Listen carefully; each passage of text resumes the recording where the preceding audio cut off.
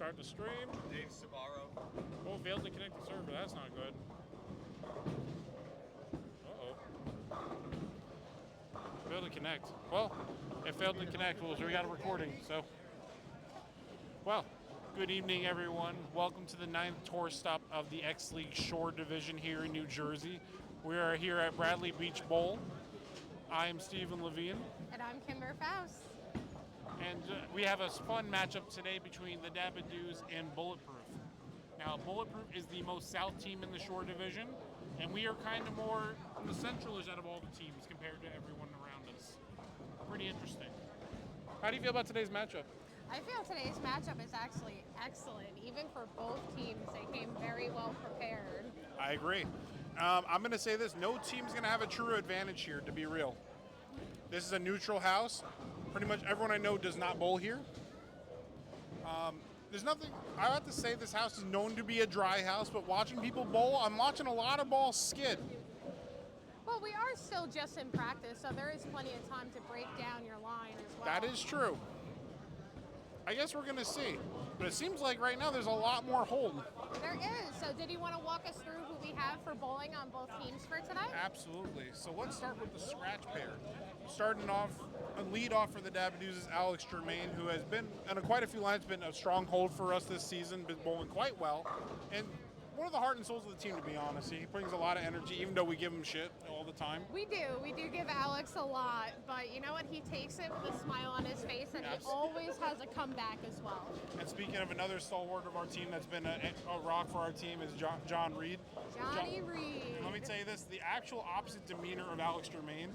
While Alex is the loud and very much energetic, Johnny Reed, no matter if he's bowling good or bad, absolutely the same level. Very quiet, very well-composed bowler as well. And coming in at anchor is someone that needs no introductions, is Greg Tack. Gregory Tack. And let me tell you this, man, when he's on, he's on. 100%.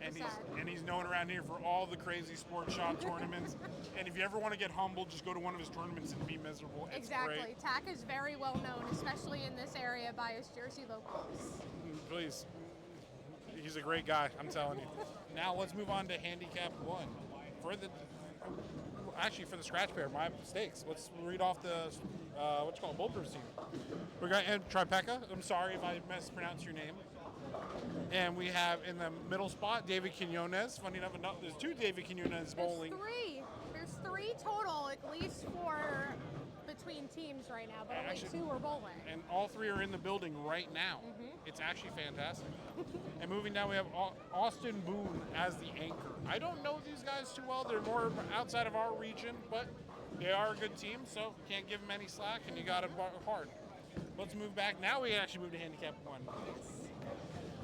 Leading off on handicap 1 for the Dabba is Peter Napolitano? Sorry, mouthful.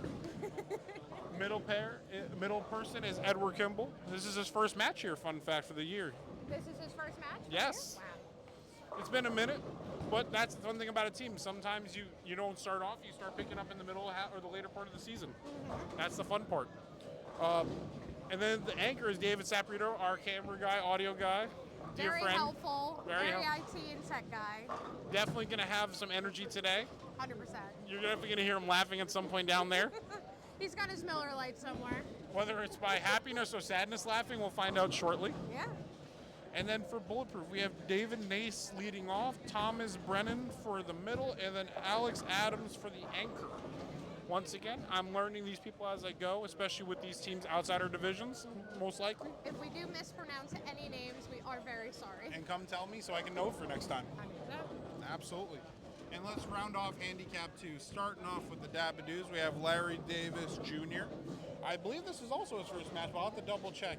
I don't believe he's bowled this year yet either. We have two first comers this match. Good. We have David Quinones Sr., our dear friend, who Yes. bowl with on Fridays.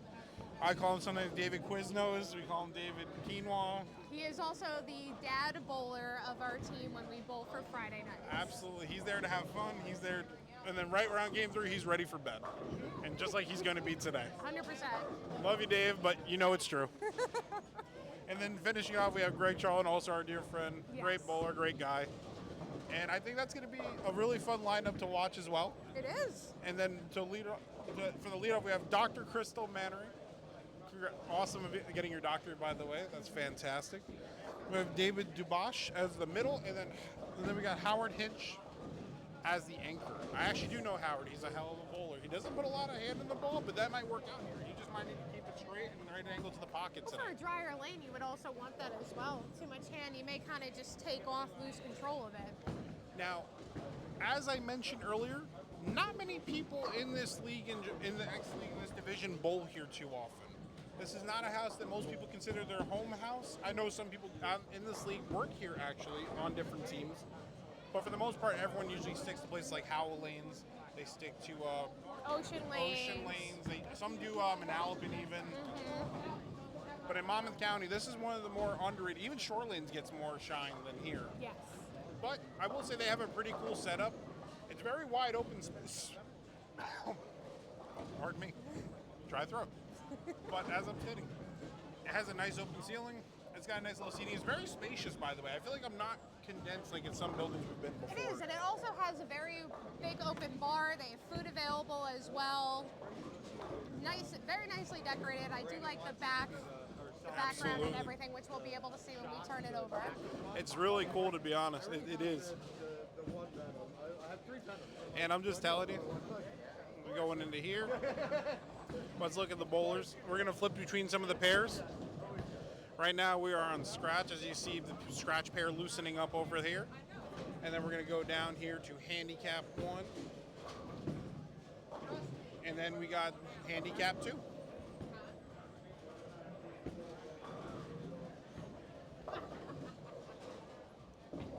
I think some interesting things to watch here in particular is the transition. I'm actually watching it as they loosen up. The lane started off really oily, but you notice as after every shot, it's getting much more snappy. They're definitely going to have to change balls. Absolutely. Definitely in the second game and slowly start bringing and downgrading their equipment. And as you can see, you didn't see it, but I watched Eddie Kimball watching his ball literally go from coast to coast without even getting out of practice.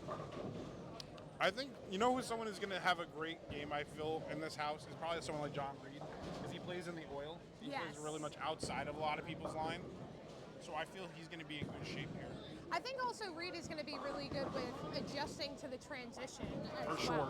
He's going to read it. He's going to know if he's got to change instead of waiting too long for it, which I feel is, you know, a downside for some bowlers, including myself. Absolutely. I wait too long. I think for Bulletproof, at least I know that David Quinones on the Bulletproof side can put up numbers. I've seen it days where he can shoot a 750. Oh yeah, I've definitely seen Dave, especially with leagues and tournaments as well, and he's a friend of the family also. Yes. So I wish him good luck. Of course, not too much luck. I want us to win. We still do want to win, but we will be rooting for both teams regardless, since we do have friends within leagues, things like that, on both teams. For sure. And one thing that you're going to find is that no team is going to say die, and I think no team generally does in this league. But I do think our team has that little X factor that gives us a little bit more magic, a little bit more energy, I would say.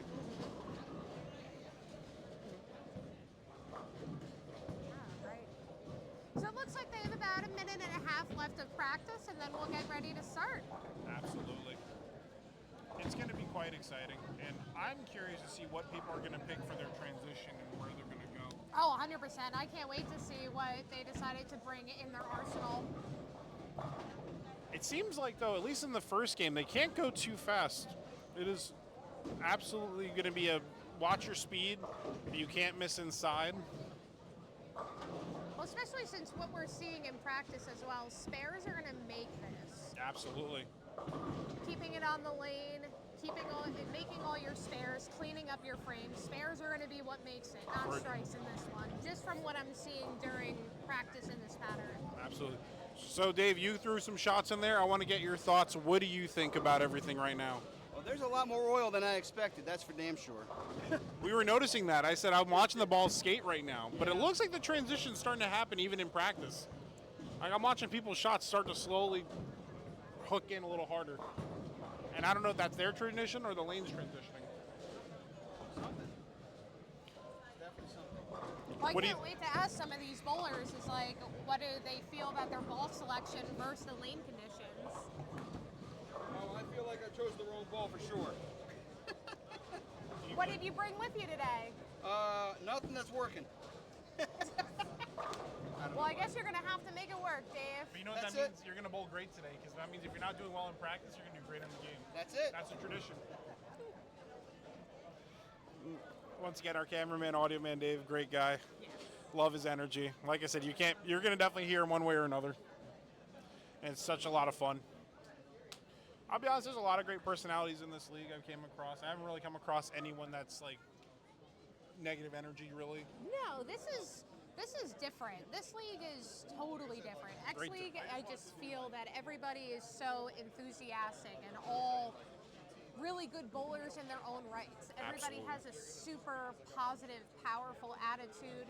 This is really a family event. People are bringing their kids to have a good time. Most of these bowling alleys even have an arcade, you know, so everybody is. And one compliment I'll give this house, I think this is definitely a great family-friendly house. I will say it has good space. It's got a place to eat. There's an arcade actually right behind us. It is actually a pretty nice arcade too. It's got a good little selection. I'm pretty happy about this place. I don't know how I feel about the pattern. And Alex starting out strong with the strike right in the first frame. It's going to send the message strong. I think a good lead off for the team.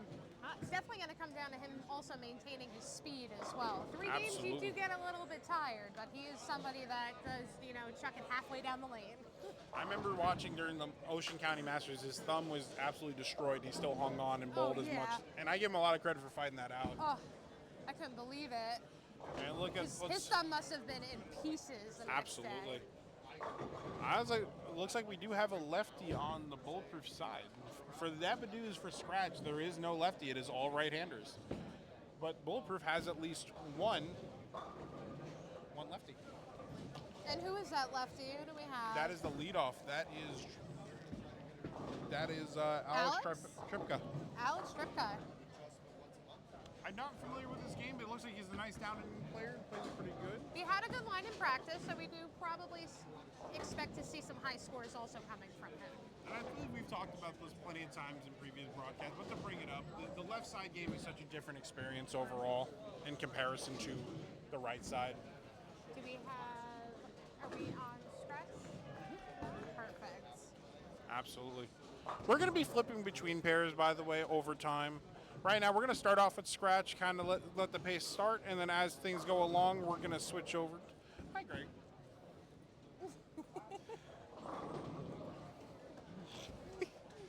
We're going to be switching between the pairs, but we're going to start off on scratch for now. Some people definitely do want to be on video. Some you can see are not a big fans, a little bit nervous about it, which is completely fine. Well, off camera, our friend Dave Sr. did great making that corner pin, and I have a feeling he's going to be throwing a lot of them. Put your hand in the ball, Dave. I love you, but put your hand in the ball. Let's see here. David Quinones, not a surprising result. No, definitely not. I 100% always expect him to be on scratch. He's usually a scratch guy. He bowls pretty well. Great shot to start. Let's see, looking at our friend Dave Sapp. And I see what he means. His ball absolutely crossed. Yeah, definitely already. We're switching over to handicap 1 real quick. As you can see on lane 24, he left the 610. They went through the face, by the way. Oof. And it seems like that's going to be a common fact. You know, I see a lot of spares, a lot of makeable spares that people are going to have to clean up. If it's going to come down to winning a game via points, it's going to come down to cleaning up your spares. Absolutely. The last thing you want to do is give up points. And just to remind you,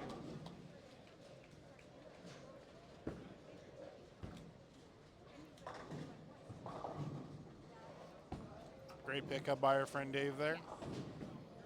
Oh, I just realized they have 2 lefties on scratch. Looking, going back there. So their anchor and start leadoff are lefties. Well, both did not strike in the first frame. Interesting. I wonder how that's going to play a factor going down the line. Because 2 lefties on the same pair, you are one, so tell us what it means. I was going to say, in my opinion, the real key is being able to make those small transitions. And I think sometimes lefties have a hard time with that because you start to move too much or too little, and you start getting that real over under, like. And Alex Tremaine goes high. Quite unfortunate. Told Good you, shot. he puts a lot of hand in the ball and a lot of speed, but he's going to be able to. He's going to need to be able to transition down, definitely by at least the middle of this game, if that's what it's looking like. We'll have to see, because I mean, granted, 2 different lanes, 2 different lines. That's a pretty common practice, especially for the right side. And Andrew opens for the Bulletproof. Yeah, but even when you look up, it's still nose and nose. It's going to be tight probably throughout the whole thing. For sure. And you got to make your spares, and I think that's going to be the difference.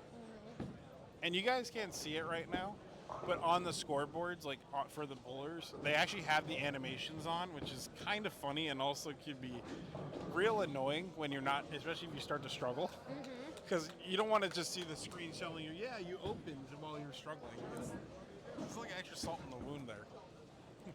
So if there is anybody that hasn't tuned into any of our videos so far in any of these tour stops, last year was the first year that X League started, and it was me. And the owner is George Williams. Last year there were a couple teams that, have either not exactly folded, but revamped, changed names as well. Absolutely. So we were part of this last year as well. So Yes. I've been loving it for 2 years. This is one of the most fun, competitive traveling leagues that I have ever done. Absolutely. And I've done a couple of travel leagues and a few different ones. I'm going to keep them nameless because, of course, it's all out of respect. I have respect for all of them for different things.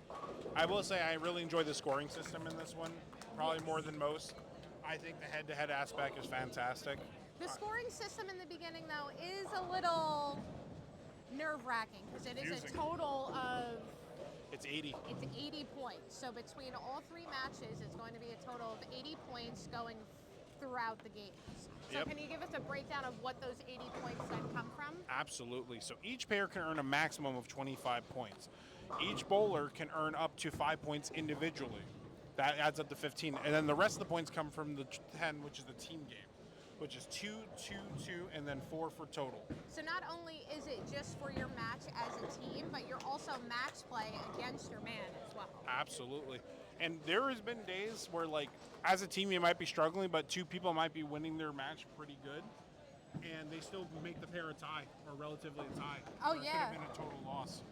And I've been, as I said, I've been a part of other leagues where it's just a team point, so, like, even if you bowl great against your opponent, you don't get rewarded. Oh yeah, 100%. But I love the reward system that we are doing for the X League. So instead of, some have done patches, cups, shirts, things like that, we have dog tags. Absolutely. And they look really nice, and they feel pretty good. I actually got to see one of them myself. They're awesome looking. Absolutely. They're great not only for men and women kind of thing. It's not too masculine. It can go for either side. They got some solid weight to them, too. I hold one of them. They do. They are really nice. Like, I don't know if I would actually, like, wear it around a lot, but it would be a cool, like, collector thing, for sure. Well, I like it because it's the fact of you're in something that also rewards you for bowling Absolutely. well. Hitting your 300, clean games, stuff like that. Every week Absolutely. we're also giving recognition to the bowlers that did well, went above their average. And that's what bowlers also want to see. We want to be Absolutely. acknowledged for the games that we do. For sure. And recognition is such a big part of the game. Like, being real, I think people lack to understand is that not all of us, no one's really doing it here for the most part as a career here. This is something we all do because we love the sport. We love this sport. You Like- want to get better at it. You want, new equipment. But it's also like bowling with friends and family. This is supposed to be a fun thing. Put the fun back in bowling. Absolutely. And I think the key to that is just spreading the word of leagues like this, getting numbers, getting people to come out, and just having a great time. Well, I know each division is also definitely looking for more additions, to Absolutely. either teams, or if you already have a team, that you can put together, definitely reach out, hop on board, get your team going. If we can't start you in for this year, get you started for next year. Wow. I'm going to do a real quick here and peek over. I wanted you guys to see that leave that was left on 23. That is a 4, 7, 9, 10. I have not seen that in a while. And who was that left by? That was by our friend Edward Kimball. No way! I've never seen him do that. No, and that's the funny thing. He doesn't put a lot of hand in the ball. So typically when he hits, it doesn't really drive enough to really leave splits like that. So it was actually fascinating. And For someone to be left with not a whole lot of hand in the ball, that's pretty rough to do. And it's actually rough on handicap 1 because Peter split, Edward split. So now we got to see what Dave can do to try to pull the team back up from the tough spot they're in. 100%. And we were speaking about Dave earlier, how he's our cameraman, one of our closest friends as Absolutely. well. All of this would not be able to be happening without him. Absolutely not. He got this all set up, and he even got himself set up to bowl, too. As you see him dropping his rosin by accident. Yeah, but he's going to dabba do it. He's going to dabba do better for all of us. I'm telling you that now. It's just looking at the matches. I don't think any team has really pulled away on any pair just yet. But Johnny Reed did leave a split on scratch, which is quite unfortunate. They were in a good position there.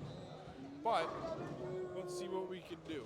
Yeah, but even looking down at other teams, other lanes, I'm seeing a good amount of splits also down there as well. So it's just definitely not these three pairs, absolutely not. these two teams. It looks like it's overall happening for the majority of the house. This is definitely feast and famine today. And I'm looking around at some of the pairs and see people striking off the start. And then I see other people that can't get it together. These are going to be, each team, you're definitely going to see them how they're going to get frustrated because they're going to have to fight for every frame, every ball that they throw. Absolutely. And it's going to be tight. But then each team also has their own, strengths as well. Not just their bowlers, but overall how they put their lineup together between your scratch, your handicap 1, and your handicap 2. Absolutely. And it's all strategy at the end of the day. I know that there's a common thing, just putting your strongest bowlers together is always the answer. And granted, yes, if it was all scratch, possibly. Well, you also have to think about it as well. We're on tour stop number 9. Yes. Some of these people already have their games that are also needed for playoffs as well and everything. And you have to strategize. Like, do I put someone in to get their games, or do I put someone in I think that's going to bowl better here? Do I bowl? Well, it depends. If I was an owner, I would still want to make sure that I get as many people as possible, their games in, so then when it comes to making that final lineup, if you make it, Absolutely. You want to make sure that not only do you have your best on, scratch, but you want to have your great handicap people as well.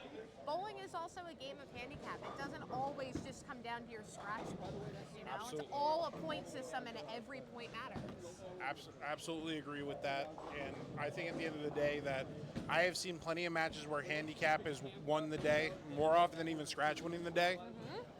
And a fun fact about our team, last year our team name was Hammer Time. I loved the team last year with Hammer Time. It was a Viking themed team. It was awesome. I love the jerseys. The jerseys are actually still on sale on Bowlerfy, fun fact. So Really? Yes, you can actually see them. They didn't take them down. They asked me what I wanted to do with the jerseys. I said leave it up. They're retro, so if someone wants to get one, they can snag it. But some of the jerseys that people have this year are so unbelievably creative.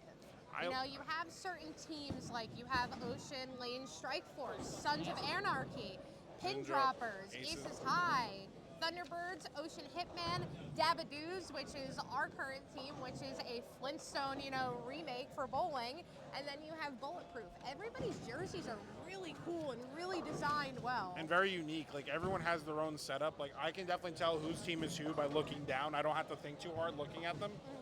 Because I've seen a lot of teams where, like, I have to look and be like, who's who? But I can look up and be like, yep, that's Bulletproof, that's Aces High, that's Pin Droppers. Well, I liked of how all these different franchise owners as well definitely went with different color schemes. Nobody really has the exact same 2-3 colors on their jersey. Everybody's different. Every team that you look at, their main base of their jerseys is a totally different color. You could pick them out of a lineup. Agreed. I think it really is such a fun time, and looking around, I see the energy is nice today. It's peaceful. It is. A bunch of friends, bunch of family here, a good amount of people also coming to watch and support their loved ones. For sure. Which is why also we do this streaming. Even if you're not able to make, seeing your husband, your wife, your son, watching them bowl, you can always watch it later on. For sure. And It's such a big thing because I definitely have friends of mine that want to watch the matches that can't come for whatever reason, whether they have to do for their kids, their relatives, whatever the reason. They want to pop in and see the match, support their friends. This is great for that. Well, I also have family that are out of state that are in Florida as well. And, now that we started doing this, for fun because we are enjoying it, Yeah. they wanted to, check it out and see it. And, it makes everybody super proud being able to see your loved ones do what they love. Fully, for sure. And as I mentioned earlier, it's all for good fun at the end of the day. Good competition is good, but also remember, you got to have joy doing this. Once you lose the joy, there's no point in doing it anymore. That's also part of bowling. You have to love it. It is a super frustrating sport, though. I will 100% say that. Bowling is extremely frustrating. Absolutely.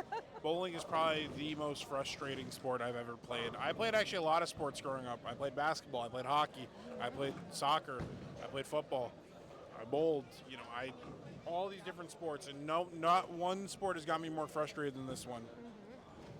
I love when you hear stories also from certain bowlers that they've been bowling since they were younger, that they started young, their parents bowled, and I wish I would have gotten into that at an early age, I got into bowling much later on in life, and then you have some people that got into bowling when they were younger, and they're so good. Absolutely. And I would say the floor has risen, I will say. It's just so much different than what it was. It's actually incredible to see. And very shortly, we're going to have the walk-around cam going on real soon. I'm getting everyone set up. Yeah, let's take a look. I think And we have Adam is walking walking around with it. Don't mind Adam walking around here, just looking at the different matches going on. He's going to be saying hi. He's going down to visit some of the other teams. I wish he would have that camera facing up. But Yep. He doesn't realize he's down. That's okay. We flip it back to scratch until he feels good. He's doing it for fun.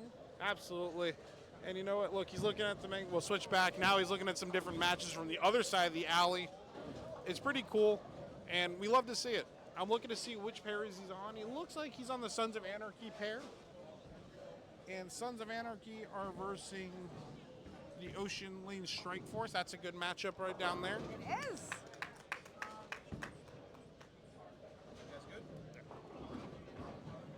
Absolutely. Dave's coming by to check in. All right. Now Dave's walking back down there. And how is Adam doing? Is he working on his way back? Let's take a look. He's probably going around. Oh, He's on the. wow, look at the steady hand he's got now. There we we go. He's figuring it out. We're all What does he learning. have up? This looks like it is the end pairs, which looks like Sons of Anarchy versus Strike Force. That's a good matchup right there. Two high-octane teams going against each Which other. one, the Ocean Lane Strike Force and Sons of Anarchy? Absolutely. Look. Sons of Anarchy actually has a close friend of the family, Ray Triboni, bowling for them over That's there. right. You know Ray quite well? I do. Ray is an absolute sweetheart, sub for me and my husband multiple times. And good bowler, too. Very good 231 bowler. average. I gotta say, the Sons of Anarchy scratch pair is quite impressive. They put a really good scratch pair together now that we're looking at it. Absolutely. We didn't really get a chance to fully take a look at some of the other teams performing tonight due to setting up, getting ourselves prepared to be on this. For sure. And honestly, it's a lot of fun just seeing the different pairs and just looking at what lineups people go with. It's just really cool. Mm-hmm. And to be honest, I like learning about different people's strategies. That's like one of my favorite things. And truthfully, that's what the sport's all about. Is I think beyond just getting strikes and spares, it's the mental strategy of it, especially as a team. Mm-hmm. Like for example, you might put a lefty by himself so that way he can lock it down, right? Or you go all righty so they know how to transition better more often than not. But this is the whole thing. You have to put these lineups together, and you have no idea what the other team's lineups is going to be. Don't. So you're either going off of a feeling or your own, specs. You can Right. look at who they have put in the past, but you never know who they still have on their roster that maybe is ready to bowl for that week. I think bowling, that's like one of the most interesting things about bowling is the fact is you don't know. Because in other sports, you for the most part know who the lineup is going to be. Mm-hmm. like in the NBA, they don't go like, oh, it's a mystery lineup. You're gonna walk in, have no idea who you're playing. The You're same like, thing, even if you do bowling tournaments, they Yeah. usually have a full lineup of who's there. You have no idea once you know the cut is made on who you're going to bowl. right, but you know who's in the tournament. Exactly. But this, you walk in and you'd be like, oh, for example, You're wearing your jersey. I guess you're bowling today. well, for example, on Scratchpair, Bulletproof didn't know that they were going against Greg Tack until he showed up today. They did not, and you know what? That's a good thing about the X League. You're able, and you also can have your alternates as well. You can bring multiple with you. Absolutely. And as I flip back, when I flip back to different pairs, don't mind me. I'm flipping back because Adam is transitioning, and I want to give him time to get set up as he walks around. So I'm going back to the Scratch pair from time to time to flip back because it is a tight race on Scratch. But as of right now, just to give you where we're standing with the Dabba versus Bulletproof, it is pretty much dead even on Scratch. I told you, I said at the beginning of this that this was going to be a fight of the spares and the strikes all the way through. Handicap 1 is currently favoring Bulletproof, and then Handicap 2 is tight, but right now it is favoring the Bulletproof. But it's still early. So also this week it only shows that we're showing one screen at a time. Previously we've had 3 or 4 screens up at all times, and we feel it was a little bit harder for you guys to see the people that you were trying to watch. Absolutely. So we were trying to maximize the screen so that we can focus more on the players for each pair. And as we get down to the stretch on each pair, I'm going to be focusing more on those pairs, just to keep in mind. And we have someone, and maybe you could hear, maybe you could not, but someone from Bulletproof was very upset that someone made an announcement mid-throw and he gutter balled by accident. Well, it does come with it, but maybe that could have also maybe waited to the end of the game.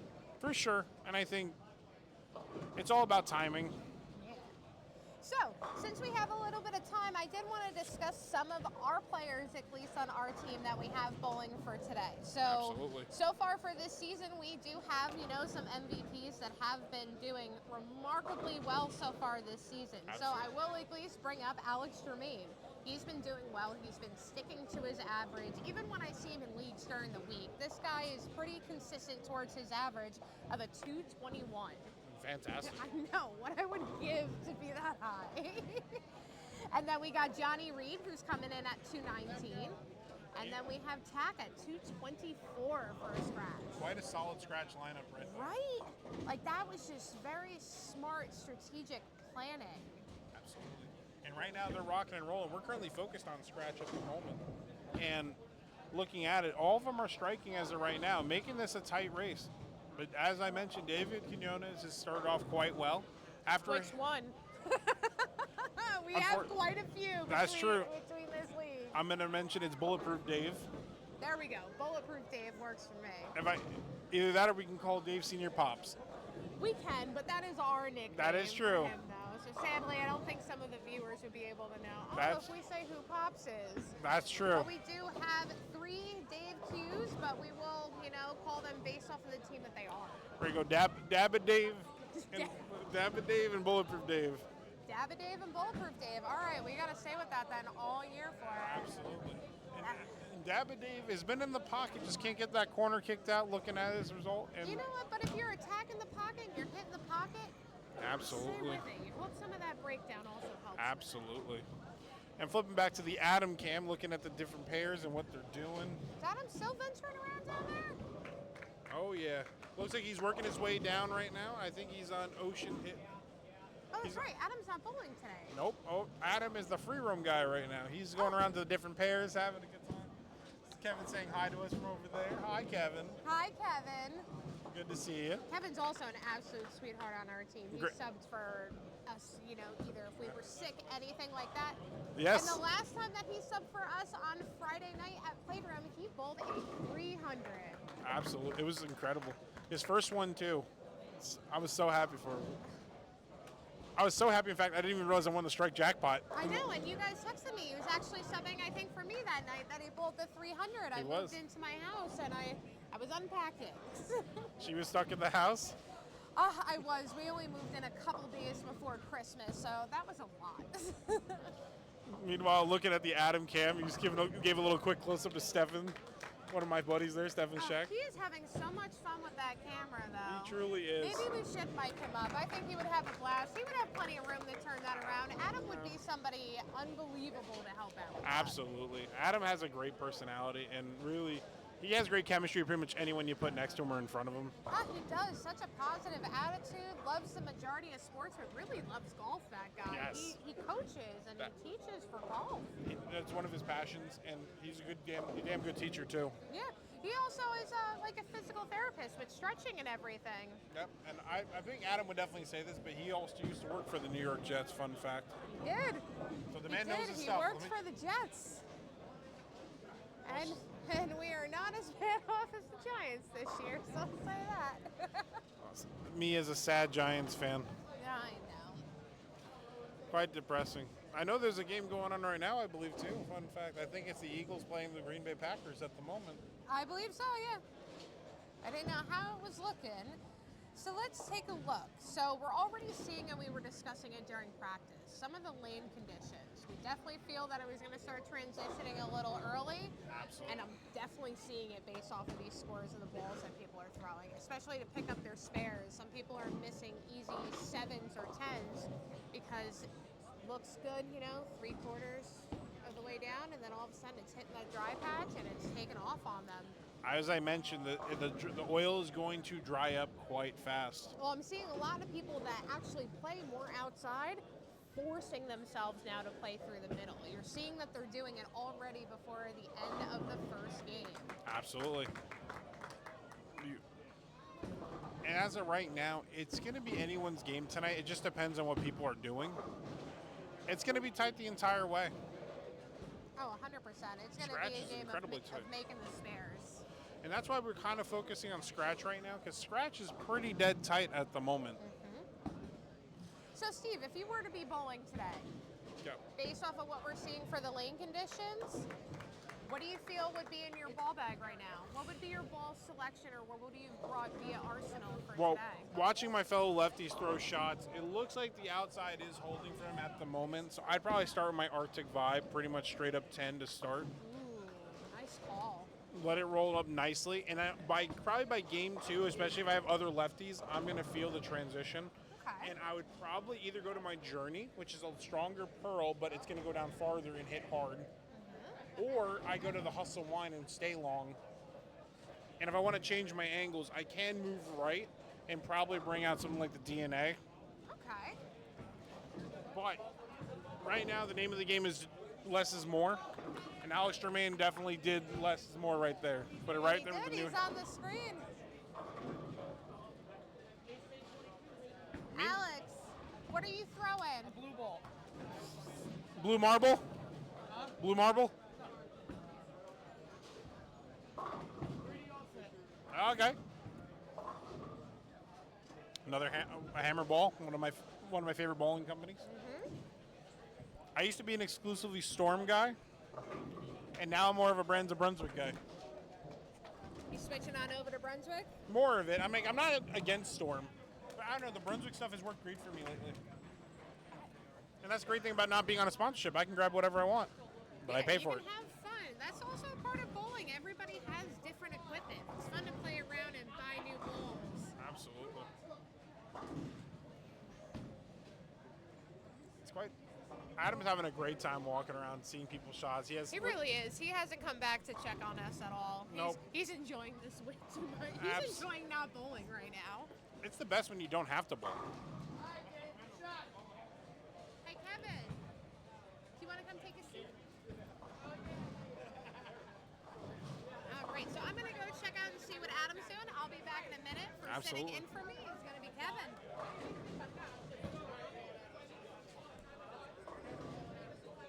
Come on, Kevin. How you doing? What's going on? What's up, buddy? What's going on? How's So- everything going tonight? You're going pretty good so far. Not too bad. Seem like we're having some struggles so far in the initial part. I mean, what I've noticed so far, it's the ball is rolling very early. Yes. Like it's very early. So you definitely need something that's going to be a lot cleaner and smoother to get at least through the first half, like at least through the pattern, and then let it. So if you were in the lineup tonight, what would you be using? I would be using like a strong, shiny pearl.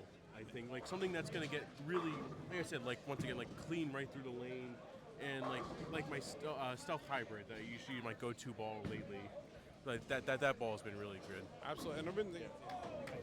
And I mean that ball works great. I mean you see me throw it at Playdrome. I thrown it at that ball is great. I mean, but that's definitely what I'm seeing here is like you need something definitely. Absolutely. Yeah. I would have done my journey, so I think we're in the same boat. Something shiny that can roll up nice. Yeah. Just roll up nicely, get there. Yep. Don't bite too early. Absolutely. Yeah, this is actually like, ironically, this is my first time actually coming inside people for the first time. A really nice bowling alley. It It's is. actually pretty nice. And we were bringing this Yeah. up that this is not a usual spot for most people in this. No, not in at this all. division. Yeah, and it's actually like, this is actually a very nice plate. Like I really like this. Definitely is. Yeah. It has a nice Good setup. vibes. Yeah. Good setup, good vibes. Like, everyone seems, I mean, like you said, scores are hit or miss for certain people, but it seems that, Alex missed in the 10th, but Unfortunate. unfortunate. He went high, did he? He got the wood Oh, he though. got the one. as he Okay, you should. got the one. All right, there you go. As he should. And Yeah, this game went pretty fast. and just looking at it right now, and Mm-hmm. I'm just wondering. I'm surprised more people don't like this stop because like when people come in, I heard people had reservations. I think more just unfamiliarity. I think it's unfamiliar because, like I said, this is my first time really like coming and like stepping inside this bowling alley, because like there's so many bowling alleys that we all know and love around the area, like Absolutely. Ocean, Playdrome, Howell, Strathmore. Like Bradley Bowl has really come up in that conversation, but I think it should. Like I said, like especially tonight, like walking in here and this is a beautiful setup. Absolutely. Yeah. And it's definitely a unique setup too. It is. It's very unique. Yeah, like I said, 26 lanes. Yeah, like it's a good spot. Yeah. Absolutely. And I feel like the shore vibes, you got like the nice white offset on the back. That you do, yeah, like that. I was just thinking to say, I was going back to my high school days. That this has the shore lanes vibe Absolutely. with the paneling and stuff. So, yeah. So I want to ask this. I've asked every person that sat here. Yeah. The famous question: what is your bowling hot take? My bowling hot take. Good question. Every person I asked this question to. No, I don't even know. Hot take. Oh well, there's one thing that pisses me off. Oh, Maybe not so much a hot take, but like just like what aggravates me. It could be a hot take depending on what it is. Bowling pet peeve? Or That too? like a pet peeve. Okay, what's your bowling pet peeve? When someone finishes bowling and they just continue to stand on the approach, just waiting for the ball to come out of the ball return, and I'm just like, hey, listen, I'm trying to, throw a shot, I'm up there. I'm And- set up. I'm and like, just move. and you got freaking Bob, taking all this freaking Bob. No, I was gonna just taking his sweet time. No, I feel you because Yeah. my pet peeve is really slow bowling, like, and I don't try to shame people's styles, and I want people to know this. Bowl how you bowl, but let me just say this: when I'm sitting there waiting and I'm watching the person take almost 30 seconds to throw one Yes. shot, I'm like, I'm slowly dying. There's someone on our league on Monday. Not going to name names, but takes like 20 to 25 seconds. Oh my God. Yeah. Ooh, guys, take a look at and it's almost like Scratch Jeopardy Pair. over It here. is coming down literally soon. It is. Every frame, every ball at this point. Absolutely. We're still focused on the scratch pair because it's coming down the wire. It's very close. It is. And Greg Tack just got the first strike in the 10th. And actually, their anchor threw it away. It's on it. Woo. God, is this close? It's real close. We are down to the 9th and 10th frame between all three pairs. And as of right now, to give you a score, the Dabadoos are up 5 right now on scratch. Now it got switched to 1 because he made a spare. So Greg Tack just needs to get a good count here to close it out. And he's got 9. Came a little high. He but did. So as long as Greg makes the spare, Dabadoos win.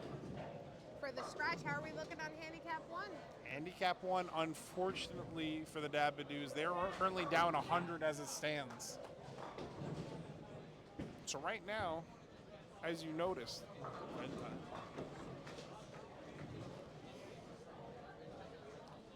Greg Tack has to make the spare to win.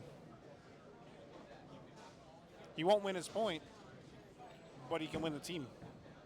So that's what I like about this. Not only do you have your match play based off of your man, but you also win total wood as a team. You win the game as a team. Oh my no. Tack missed. It's a tie. A tie game? Tie. So that I means don't think we've ever seen that on our pairs. so that means that each So do we then split the points? yes. So if it's 2 points per game, it's 1 each. Oh no. Wow, I don't think I've ever seen that on our pair. I've Any of our pairs. Have we tied? not in our stream so far. This is I the have first heard time. other teams have been doing it, but So now that scratch is over, we're going to switch over to handicap 1. Currently, it's kind of a one-sided affair so far, but they're courting towards the end, and let's see if they can turn it around, find a spot that works. well, let's see. We also have Dave Cunis Dabadoos. Dabba- Dabadoos Dave. Dabba Also Dave. on handicap 3, so let's take a look, see what Kimball's going to do. Kimball throws a shot. Get Good up. shot. I think he Good found his shot. rhythm. He found his rhythm. Some people definitely found it. They made it work. Some people you can see with the transition of how they're struggling already. It's going to get torn. It's already getting torn up, and we're not even in game 2 yet. And the lefties still look pretty comfortable. Not a lot of people playing their line on the lefties. I think that's going to be common fare. Hold up 16, hold up. I guess 16 had to hold up. They got shouted over the headset. Ah, no. But you can definitely take a look around. I know some of these guys, you know, they're keeping very well composed as well, you know, them managing the pressure since all 3 of these matches were honestly pretty close. You got to love live broadcasting. You might be able to hear. You know what I do love seeing though from some of these bowlers is sometimes you don't, you know, bowl well. Yep.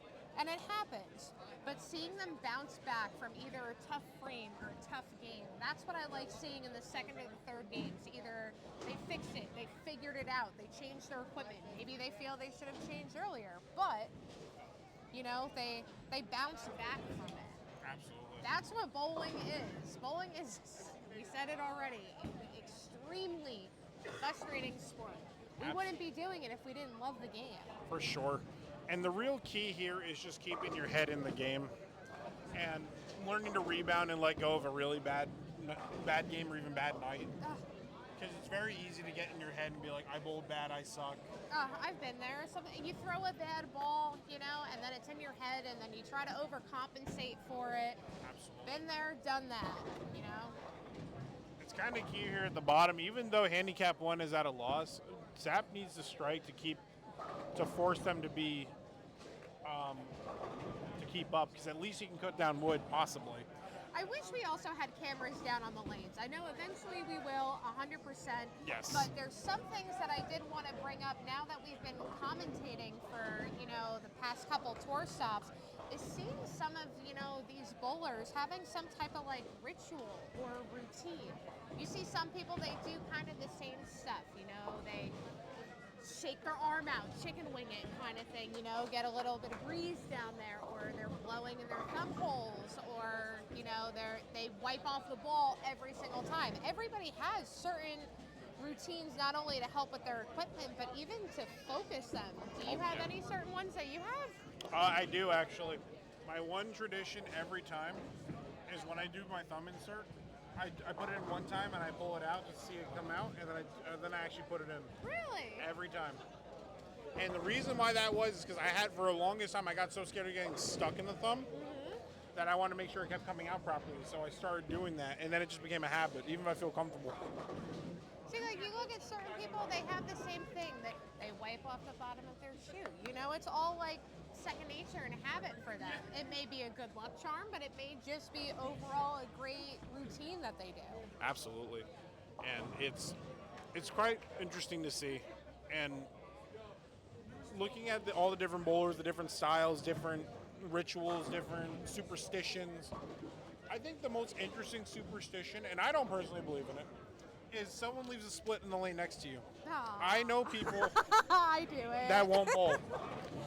I try not to. I don't avoid it 100% at all costs, but I do try not to. I'll grab my bowl and I go sit back down and I wait to see them clean it up. Because sometimes I have gone up there, I've bowled, and I've left the exact same split up there. Like, what is that? Is it the psychology of it? Like what's causing that for you? Monkey see, monkey do. I don't know, but I feel like I've personally done it quite a few times. But, you know, it's also a one-lane courtesy thing. Sometimes I'll let them clean up their stuff, especially if people are on the 10th frame, you know. If they're striking out, I'm going to let them finish, and then I'll go right after they're done. Speaking of lane courtesy, we were talking about hot takes earlier, and I might have said this once before, but I'll say it again. My hot take. Kevin, while I had to go check on Adam and all that. Yeah. Absolutely. My hot take is, I don't like two-lane courtesy. I think it's annoying. I know some people like it and prefer it, but to me it just slows everything down.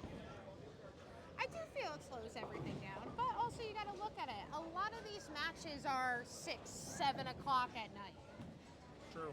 On a Sunday, 98% of us probably do have to work, you know, tomorrow morning or get Very the kids to daycare and school and stuff like that. So, like, I can understand it being a little bit later. We kind of, you know, want to get out on time. Absolutely. But if you, certain tournaments, if you have all day to be there, you know, you have off, you're done all day, I could see totally doing two-lane courtesy. For sure. And there is some aspect I respect. I guess it's just funny because I think of like nationals, and nationals require one lane. Mm-hmm. Like you actually get yelled at if you do two lane. Really? Yes. Oh, they're telling you that you're taking too long, Yes. that you need to move kind Well, of thing? you have to complete it in a time frame, and if you don't complete it in your time frame, you zero out the rest. They don't care Ah. because they have so many different people they have to get through. Speaking of, we do have also a couple different tournaments coming up as well. I know at the end of this month, we do have the Ocean County Masters going on as well. That's right. We have the Monmouth County Masters. Absolutely. Oh, that's right. Monmouth County, Ocean County's already did pass. It's all good. It interchanges. Both Monmouth and Ocean cross over so much. Well, I said no matter what, I was going to both. I just, you know, It's it good. happens. It's all good. Long day tournaments, that's all I gotta say. Very long day, if not 2-day tournaments. I have a lot of respect for people that do these Masters and bowl well in them because I've never bowled really well in a Masters. I've only made the cut in one. That was in Ocean County. You know what, Steve, but I've also seen you, like, we've done also fun little handicap tournaments together, and bam, you won March Madness. I did win March Madness. My second county title I've ever had was at March Madness. I'm still working for my first, and I'm still working for my first 300, but you know what? Goals are an amazing thing. Absolutely. And if I didn't love the game, I would have quit it already.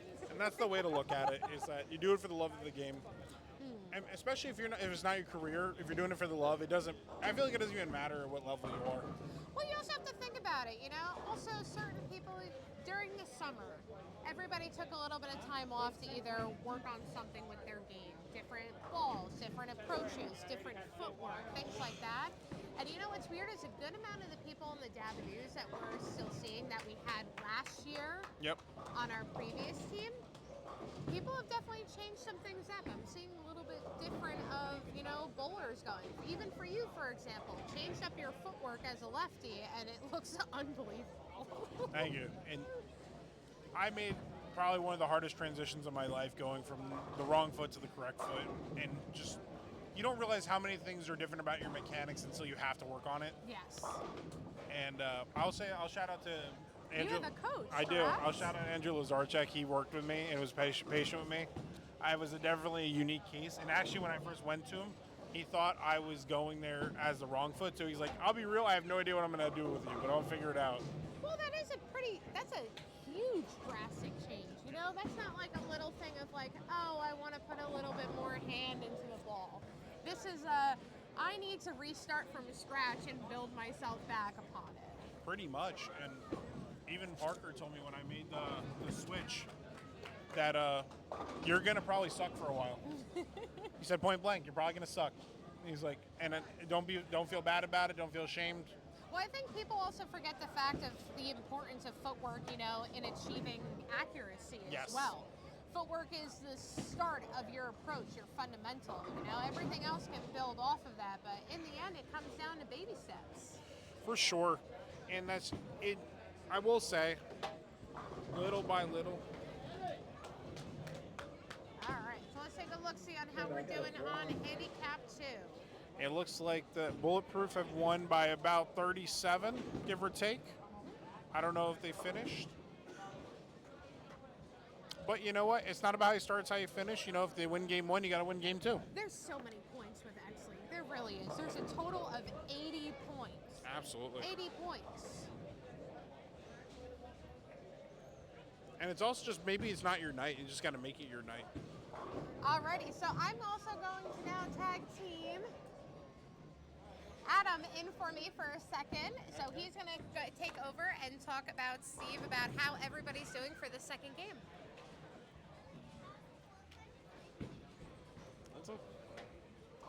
What's up, buddy? How are you? I'm good. I've been sitting here. I'm having a good time. I don't have to bowl. Oh, exactly.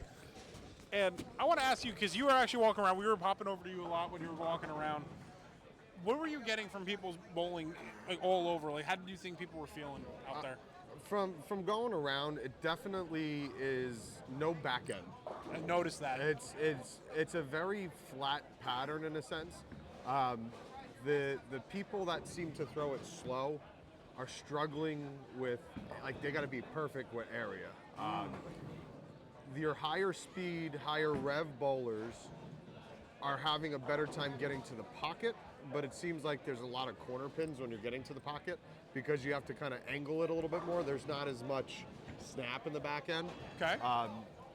Honestly, the line seems to be pretty straight up like 9. That's what it looks like. The majority of what I have seen is basically 9 being that play. I was talking about this with Kevin, and it looks Yeah. like I probably would have just gone with like a nice strong pearl and just let it roll up 9 and Oh, absolutely. just Absolutely. collide with the pocket and see what it does. You know what this reminds me of? Playdrome on Thursday nights, like game 2 or 3, like where like there's still enough oil. There's not as much back end as other houses, and you can. It's honestly a shot that we should be accustomed to as a team Absolutely. from our home house. But you know, it's tough when you're in those situations here. Like you try to be so perfect because every pin matters. So. I think a lot of times in this game, you can get in your head a lot with this, and it's very much super common. What's up, Greg? Hello. What's up, guys? How are you? I'm just saying hello. I didn't mean to interrupt. You're good. Come on to camera. You can say hi if you want. Camera? You can say hi if you want. You know, Right I here. gotta tell you guys, I have this physics blackout right here, and I'm trying to figure out if it's the ball or me, and I think it's me so far. That's just not good. You know, that's always the hardest part. Is it me or the ball? So we're gonna talk. We're gonna talk adjustments here with Mr. Tack. So on a shot like this, so me walking around personally, I've been noticing like your higher ball speed, higher rev rate bowlers, kind of playing up 9 with something a little bit more shiny seems to be the play. Do you think the Astro is just a little too dull for this kind of surface? I would say probably. We're finding that there's so much oil in the middle. There's some topography in the middle that's causing the ball to stay right. Some in the track, but it's kind of in the heads. All right. When you throw bowling balls outside, they obviously hook at your feet, so you actually have to be weaker stuff. Yep. So I would say yes. So that physics blackout is too strong for the right. And then when I try to move in and circle it, Alex Tremaine said, you know, it's going to wash out if you move in too much. Even though I split through the nose, I'm like, what does he know? He actually knows quite a bit. And I washed out, made it, walked away. I made it, and then I like turned my back because I'm like, I knew I made it. But, you know, the fact that I left it, pretty big problem. How'd you know my nickname in college? Washout. So now we're gonna bring back the beautiful Kimber. We're done with my ugly mug here. Now you got to stick with just my ugly mug. Now you're only just stuck with me being the ugly mug. If I can get the clip off. I guess Adam's never going to be here. I don't struggle with the bra that much. Oh, man. That seemed like a lot of fun while I stepped aside for a second. That's what's great about live, you know, is that people come in and out, and that's what's fun about it. Yeah. I like how we have a loose structure. We have people that come in and say hi, give their opinion. Ooh, Johnny Reed with the ugly Greek church. After a four in a row, you know. Good run, bad break. Get 3, move on. Currently, right now, I will say that the Dabadoos tied 1 pair and lost 2. So right now, it is definitely in Bulletproof's favor right now. They're looking pretty good. Yeah. But as I said, we got to see how they finish.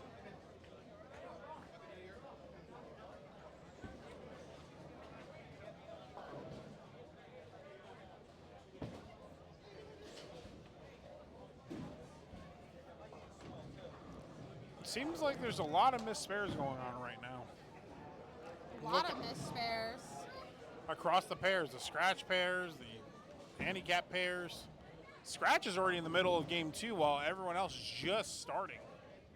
And Tack looks like he found it, though. Even though he didn't strike, it looks like he found a more comfortable spot to play. Yeah, but when you also look at the scratch pair, though, you are seeing a lot more strikes, you know, than some of the handicap pairs. That is extremely common as well. Absolutely. And typically your scratch pairs always finish first for the most part because they're going to strike more than likely. It's a strike fest. It's a lot more of a heavy hitting. And then I hate this.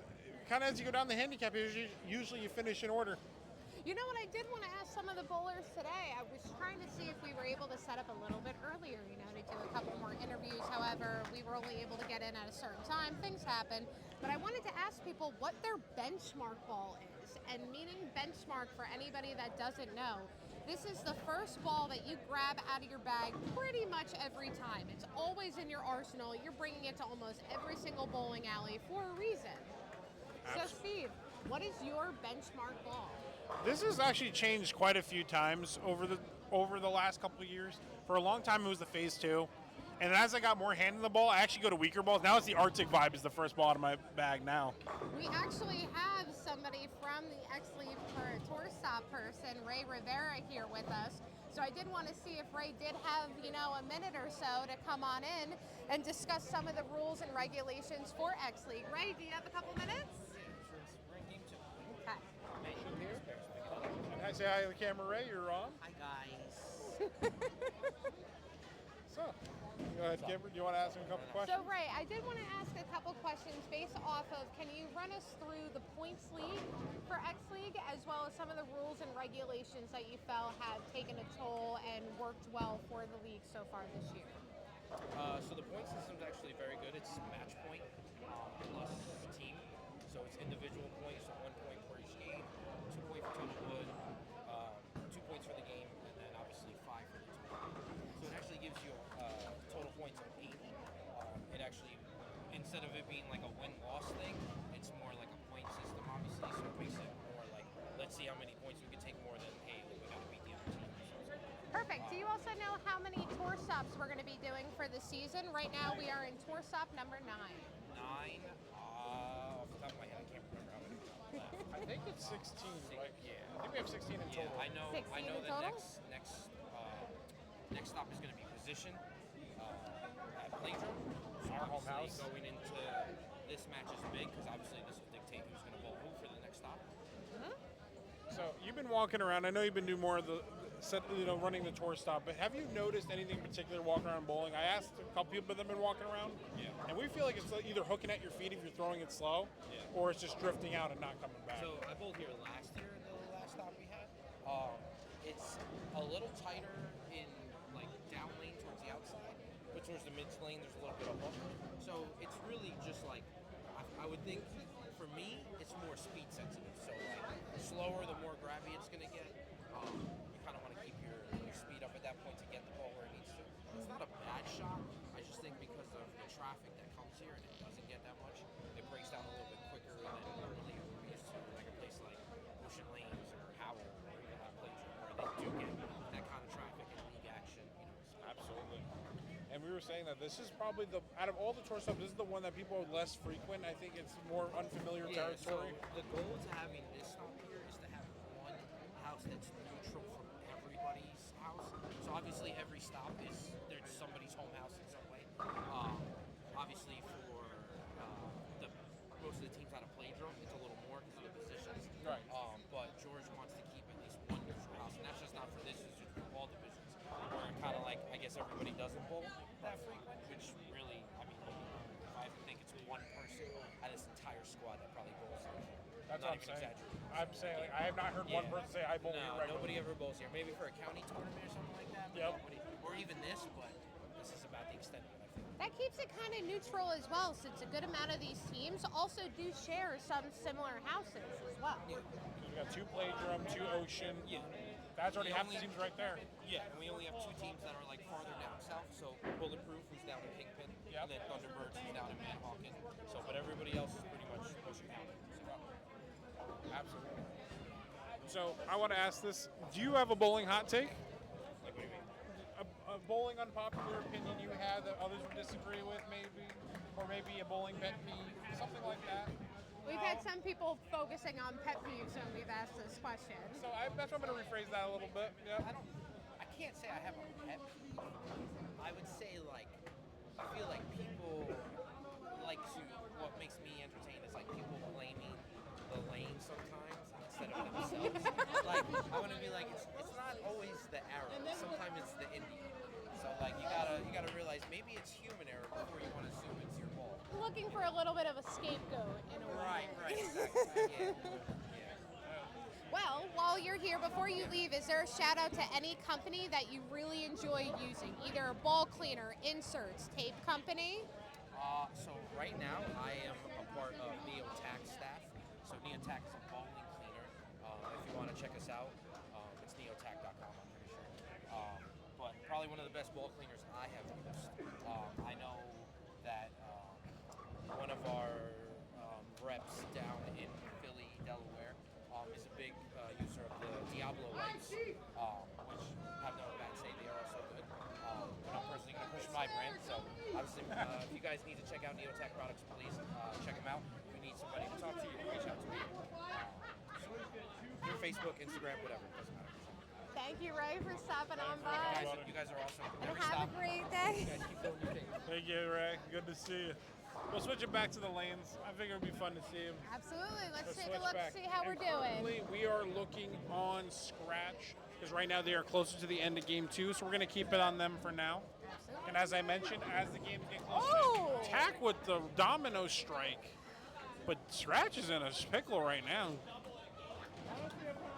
That's why the anchor for Bulletproof is on the front 7.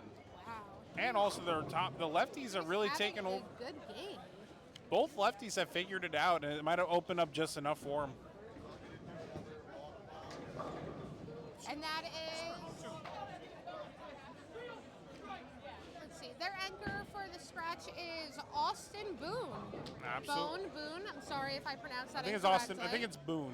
You know what? And he's having a great game. He has a 212 average. Looking down the line, it looks like handicap 2 has not really moved since the beginning. Is there a lane issue? Waiting on a spare to be set up, and they set up the wrong spare. Ah, good old miscommunication. Well, Miscommunication, small technical error, but oh man. you know, it's in the process of being fixed, and you know, if you have enough staff to make it work, then it's wonderful. Absolutely.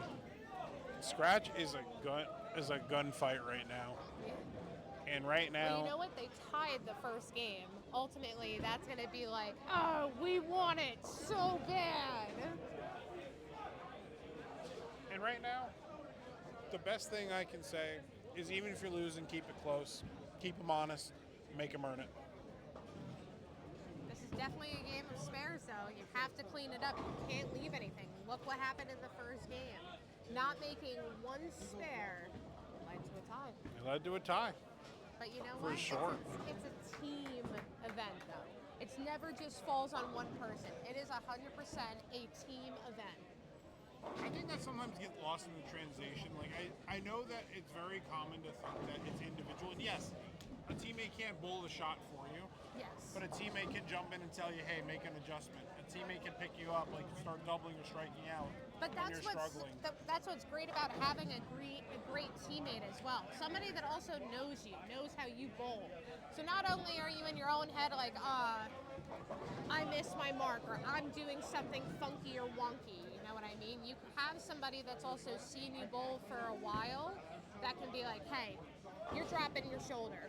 What are you doing? You're coming out of the ball wrong. You know, pull your head out of your behind and let's go. Absolutely, and that's such a really important factor to have. Is you can't be afraid.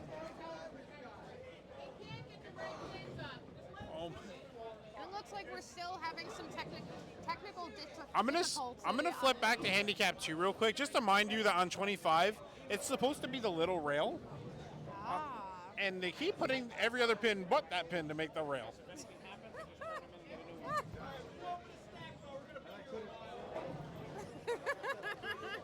At least we have jokes from both sides of the teams.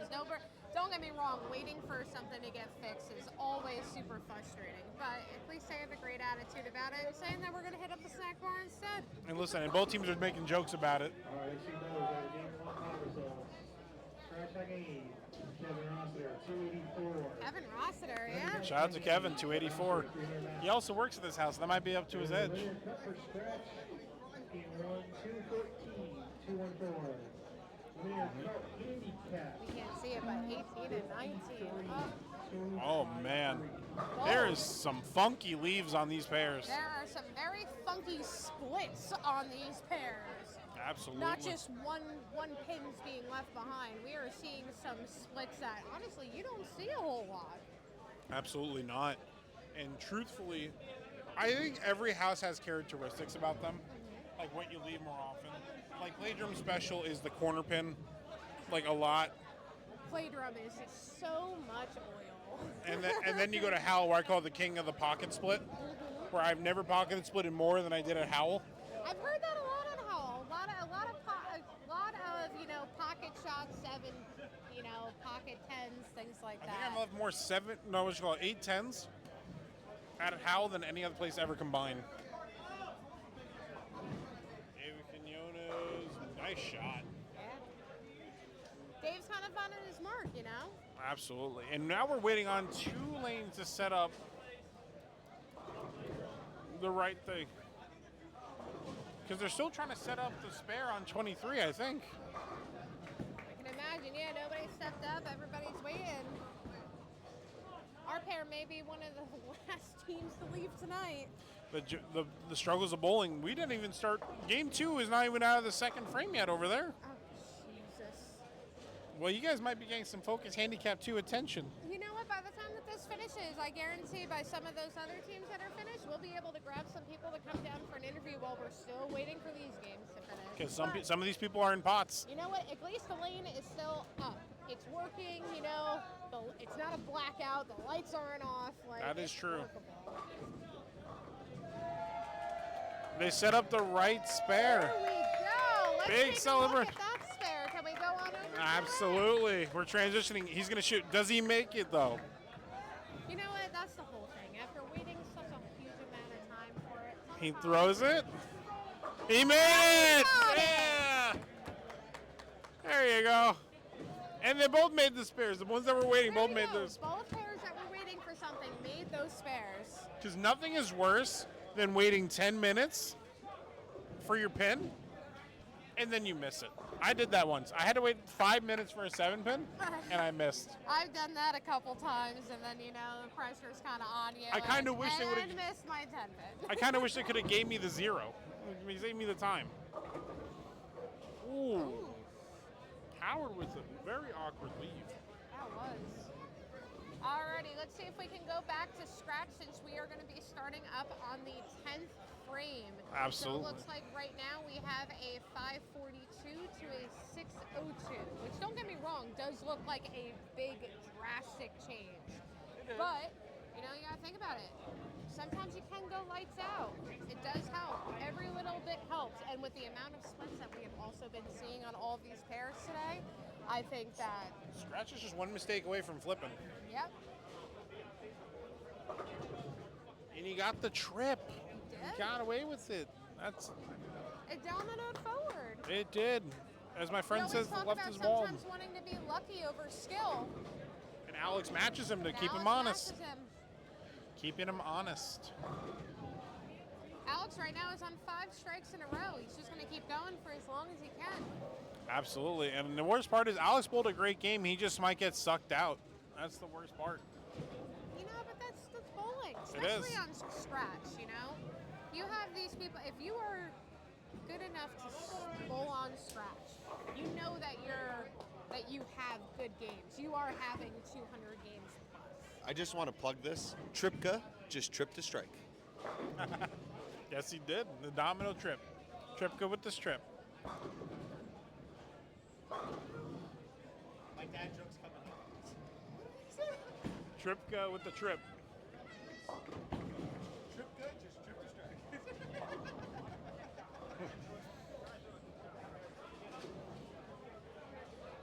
So Alex is just doing all he can. And you know the lefty finished out with a nice 266. Great game. Did. You know he missed the one spare and then struck out the rest to make up for it. Not much else to say about that, but good game. You can, but we talked about, pulling yourself out, kind of thing. And great game by both, really. Even if Alex doesn't strike, it's still a great game. Yep.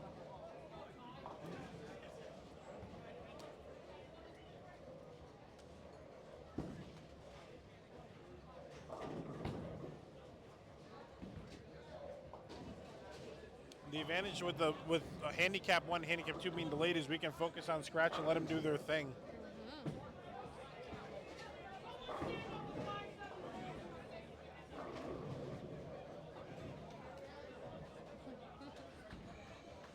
These guys are really having some fun talking some junk back and forth, but it's all in fun.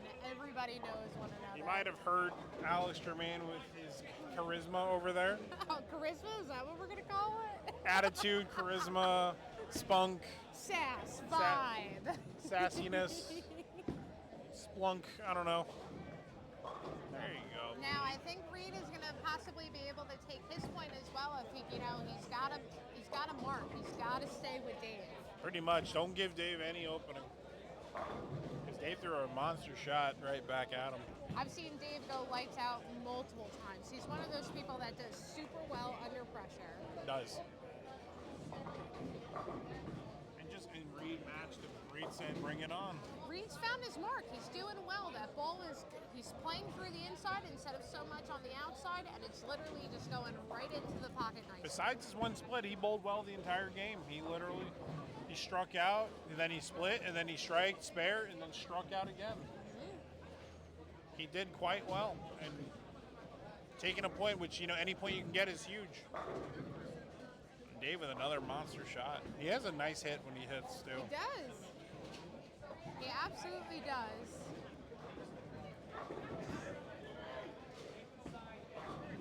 Right now, Reed just has to keep it on lane to win his point, and Greg's not going to be able to win this one. I think he's a little lost this last couple of games. Let's see if he can pull out a nice third, though, to wrap it up. That's bowling. Sometimes you bowl well, sometimes, you struggle a little bit. But you can definitely tell from looking down at all of these teams, and I wish that we could show all of them, Absolutely. Of the real struggle and the frustration that I'm seeing people walk away and off the approach with. Absolutely. And So not only is this just a struggle for our pair, I'm seeing it for pretty much every single team moving down. you can just see the frustration on people's faces as they come back off the pair. And I've been there, man. I've been there. And when I remember at a different event, I bowled at Jersey Lanes, and I never suffered more in my life than bowling there. And it's nothing against the house. I want to make that clear. The shot's just not for me.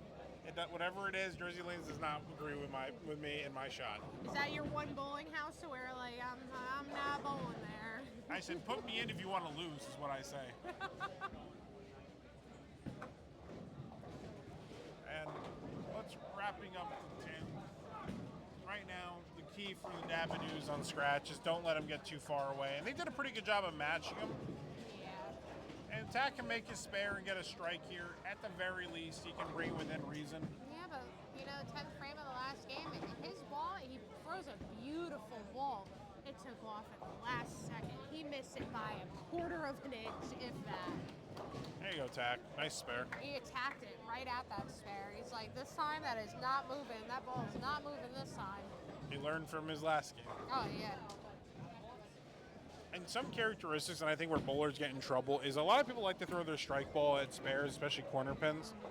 And I think I wouldn't say it's a bad habit, but it's a habit that can get you in trouble possibly. Oh, yeah. Because the plastic's designed not to move. Yeah, well, in my opinion, I feel like everybody should have a spare ball. I didn't have one for the longest time until I got myself into sport shot.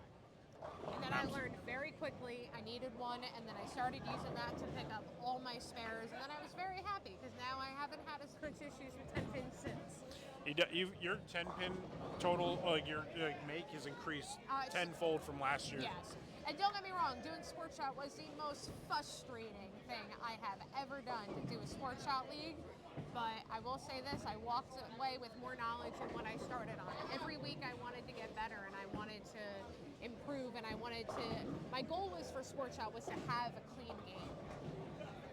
And that's what matters truly is sport shot kind of brings you down to the brass tacks and forces you to be a better spare shooter and to be more accurate. And if you're not going to strike, make your marks. It makes you learn. Doesn't matter about your equipment. You need to figure it out and you need to attack that pocket, which is also what I feel a lot of these, scratch bowlers learn much earlier in life. They have a higher average for a reason. Those people make sure that they're not really leaving open frames. They're getting the best out of every frame possible. Absolutely. Alrighty, so let's take a look maybe at handicap 1. Because we're getting down to the 7th frame while handicap 2 is trying to catch up. Oh, they had, mechanical issues back there, kept putting up the wrong spare, maybe somebody should have given them a chart. Probably point and click at which one to put. And it's okay, it happens. Numbers are hard for some people. Oh, that 4 looks like a 6. Close enough, Irish straight. It's hard for some people. I know. Numbers be bad. And Alex Adams with a 5 count. I don't know how he did that. I think he missed right. Well, let's take a look. So we have Dave Saporito stepping And he up. missed again. He is on a turkey gobble right now. I would like to see him get that ham bone. Ham bone. And this is a key game because even though they're down so much in wood, this is a game they can still claw back wood. And Dave with another one. He's got the ham bone. He's figured it out. He did it. I think he's using the Rhino Pearl.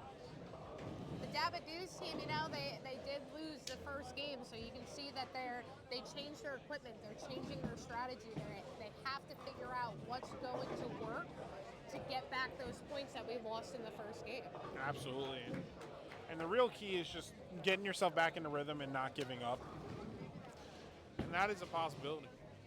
Nice ham bone, Dave, as you pop over here. Very nice ham bone, Dave. Yay, bowling! Yay, Is that the Rhino Pearl? That is the Rhino Pearl, baby. I knew it. Yeah. The solid didn't look good. It was very underreacting. And I was playing the lanes all wrong, so I decided to switch it up and go with a Pearl that's going to respond to friction a little bit better, come a little bit more inside, and try to keep it a little bit more tighter to the head and right to the pocket. And did you feel it was noticeable immediately? Oh, immediately. Yeah. Smart change. Yay, bowling. Yay, bowling. Yay, Bradley. That's another thing about what's frustrating about bowling, but I love it. You have to change. You have to evolve. You don't just come to bowl and you have one ball in your bag. It's not going to work. You can't use one ball for all these lanes, all these different, patterns and conditions that are being put out. You have to start getting your arsenal together. Unless it's a purple hammer. Unless you're going to throw urethane. Is it the band all Purple the Hammer? time. I don't care what color the pin is. And if you're throwing a purple hammer, it's going to work. Listen. You're not on camera. Huh? This is what's being You. I see myself over here. That's the preview. I was trying to be courteous. He's going to transition, and now you're going to be on camera. Yeah, now I know what to do. Well, hello. Hey guys, how are you? I was calling you Bulletproof Dave. How you doing? I'm doing pretty good. Well, Nice. we have a couple Dave Keonis's, Okay, yeah. overall. So we had to establish we have Dabba Dave, which is on our team. Dabba Yep. Dave and have Bulletproof Dave. Exactly. So how do you feel about the lane conditions today? They're a little challenging. There's a decent shot out there. 670, 472 after 2, so it's not too bad. What ball are you using to help your strategy? I am using a Roto Grip clone. Very nice. Ooh, One was okay. the replacement to, I believe, the UFO alert that got replaced, I believe. I believe so. Not 100% sure. But I remember because the UFO alert got banned, but that's when I remember that ball being. Yes. So Good ball. it is very nice. Very good. So we were finding that the transition was steep. Like we're watching like in practice as it started to pick up almost immediately. Is that what you guys are feeling out there? A little bit. I'm throwing the ball really slow, playing a little inside, so I mean I'm not putting too much hand into it, letting the ball do its work. Back ends aren't very forgiving. Real quick, what is your bowling hot take? You got one. Clean the back ends. Fair enough. All right. Go bowl. Good luck.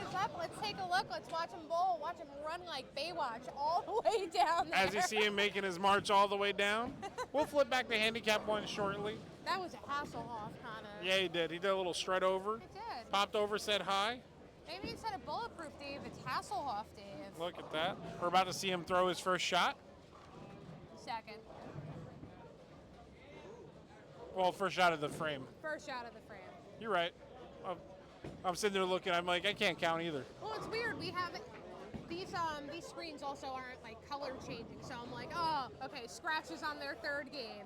Handicap 1 and Handicap 2 are both on their second game by Handicap 2. All right, I guess that ball works. He's been hitting. That's what he decided to do. He's probably going for revenge because Reed did take his second game, so I bet he's coming for blood. Yeah, it's match point. Yes. It's all about it. You're looking at that person, even though you're a friend. You're my enemy for this match. Listen, there is no more friend in bowling. The friendship stop on the lanes when they come back on zoos. It's over. 100%. Bowling, you kind of let it go. Nobody's having major grudges after the fact.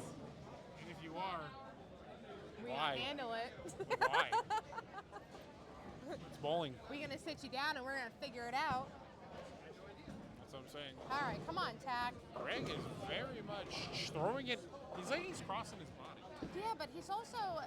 I'm wondering if he went a tiny, a couple boards more outside, if it would get him more in the pocket than what he's trying to do. Because I think he's so. coming up so light. It looks like his foot speed's coming up. It looks like he's trying to catch up with his feet.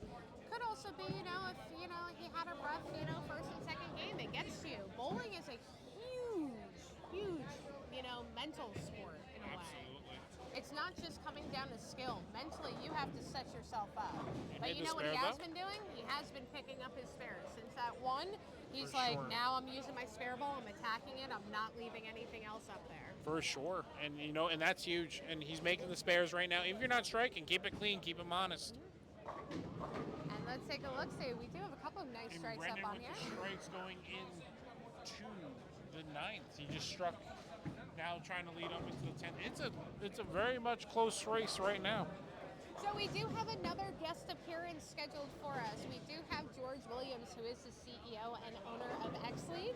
So we will be able to turn the screen around, and we do have, a couple questions, or if anything, he can just bring up some of the things and see who we can reach out to for anybody that does want to join. Absolutely. Alrighty, and I'll be back in a minute.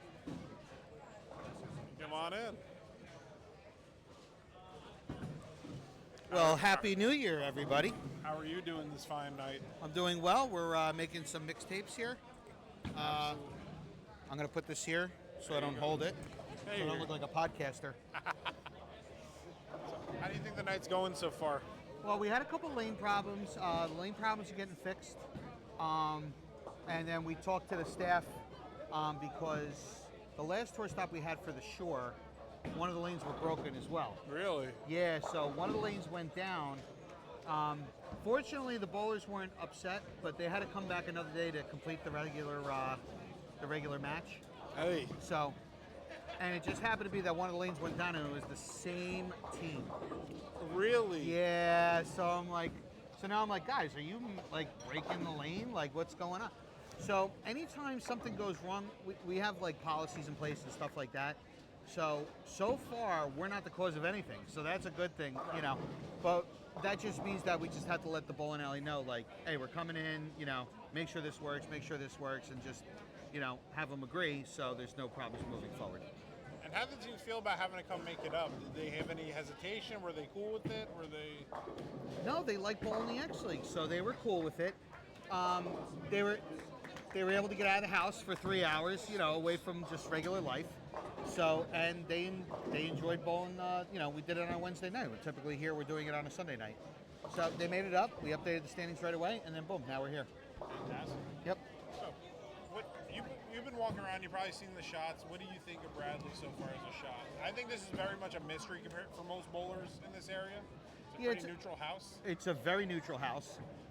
It's a little bit squirrely. Some of the lanes will play different compared to the other lanes. They usually start off pretty slick, so there's a lot of skidding going down. So, you know, you may actually see a 5-7-10 being left here. So there's that much oil on the lanes. I believe on lane 22, I don't know if it was Dave Quinones or someone else, he actually tripped out a 5-7-10. So it almost did happen. Yeah, so as you know, we have a 5-7-10 pot. So all these bowlers here, they donate a quarter into the 5-7-10 pot. At the end of the year, if 3 or 4 or 5 people leave the 5-7-10, they split the pot. So it's kind of something where your friends get to make fun of you, but at the end of the day, you might walk out of it with $400 or $500 each. Absolutely. So it's fun. And a fun fact about that jackpot, I was the very first person to leave the 5-7-10. In fact, we were in the Bowler's Journal, and you left the 5-7-10, and your picture was in the Bowler's Journal. It is. I have that picture of myself in the article. Yes. Literally just like this. I still have that, and he's like this. And the best part is I'm pointing at the 5-7-10. How much did you win? It's like $126. Oh, you hit it when it was early. Yeah, I got it early. And I was cracking up, and everyone's like, no way you left that. Yep. And it was that play drum of all places, too. Which Well, that's very slick. That's like 48 feet of oil. it is. You know, that's very slick there. And at Playdrome, years ago, the back ends were always like super fresh, super clean. Now they're just a little more, there's more skid at the back ends, so it's hard to trip out corner pins, stuff like that. So, I mean, it is what it is. It's a different shot for bowlers to compete on. Have you had any issues with like people going to different door stops, like in different houses so far? Or not really. Everyone's been pretty much like, okay, I don't have no problem with any house. We had a little issue with Thunderbird. I make the schedule for the entire country. Okay. So, and I'll call Beach Bowling Alley. Are you available on this day? I don't haggle over the price. I don't look for a deal. I said, in turn, what I do tell the bowling alley is, I need 4 things from you. Before we show up, I want to make sure that the air is on. So a lot of bowlers know that when the air is on, the approaches aren't as sticky. Yep. Okay. Number 2, I want to have the bowlers area cleaned. Yep. Okay? That's common sense. So if there's a birthday party behind there and there's a piece of ice cream cake like sitting on the floor melting, just clean it up, right? Number 3. Trust me, it happens. Yeah, it does happen. You know, It does.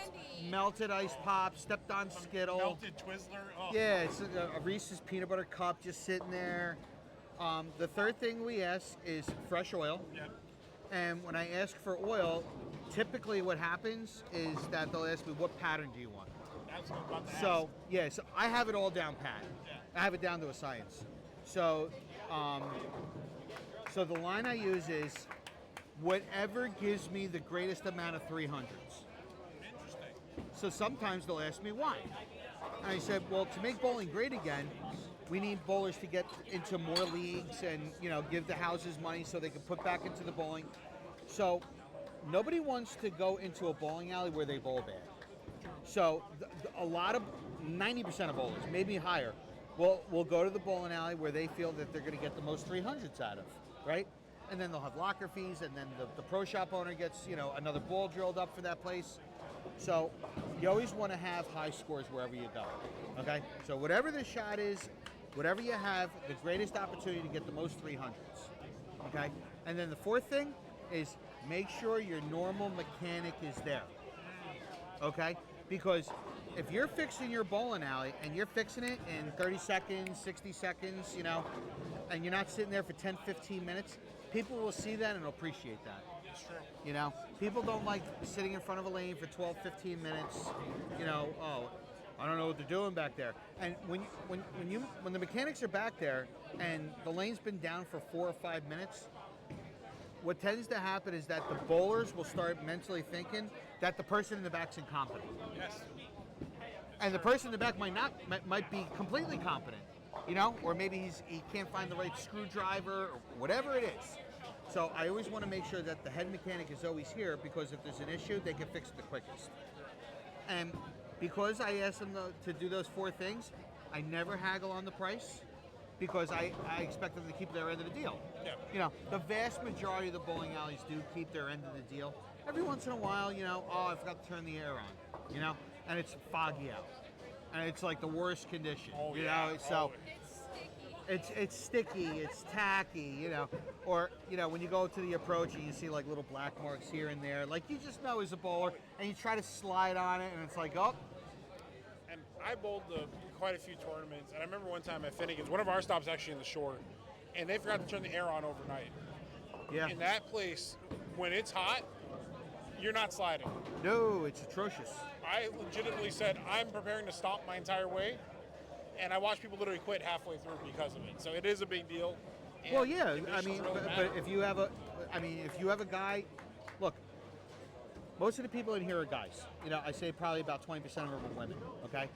But if you're a guy and you're a single income and your job is to make sure you go to the construction site to make sure that you can feed your family, no bowler out here wants to risk a knee or an ankle or anything like that and lose that income for their family. So I can understand why someone would want to pull out. That's why we ask them to put the air on. Just minimal courtesy, I would say. Yeah, you don't want to get a bowler hurt. And you know what? When you stick, it comes unannounced and it's unscheduled. So when I fall, I just stay there until someone comes and gets me, because I have no idea if I'm hurt or not. You're just So down, you're down. I'm weird. When I tell my guys, I go, if you're hurt, stay there until someone comes and gets you, because, you know, especially if you're older. Yes. Especially if you're older. You know, when I say older, I'm talking like 60, 70, you know, I'm 50. So, do you know I'm 50? I am 50 years old. So, yeah, woo. Yeah, I don't know about wise, but I just tell them, I go, lay down there until your teammates come and get you, just to make sure you know you don't twist a hip or. I'll come and get you. Don't worry. Yeah, you come and get me. I'll come and get you. Yeah, I'm sure you'll be able to lift me too. So we were talking a little bit earlier, and I did want to kind of get your, you know, opinion and kind of break it down. We brought up the idea of, you know, how we have dog tags. Yep. Of how we shout out people's accomplishments for high games over average. You know, we're not just looking at scratch bowlers, we're also looking at the handicap bowlers. That's as well. correct. So can you give us a little bit more input on the dog tag scenario? Sure. So, bowlers like a couple of things when it comes to leagues. They like starting on time. Yep. They like getting paid immediately. Yes. Okay? A lot of bowlers love recognition. Yes. Okay? So if you're a bowling alley and, you know, you have like those little signs where it says Joe Smith 300, they really like that. So what they'll do is they'll go up there, they'll take a picture, they'll send it on social media. So what we devised was, when we started this organization, we wanted to take some of the traveling leagues' good ideas that they have and throw out all the bad ideas.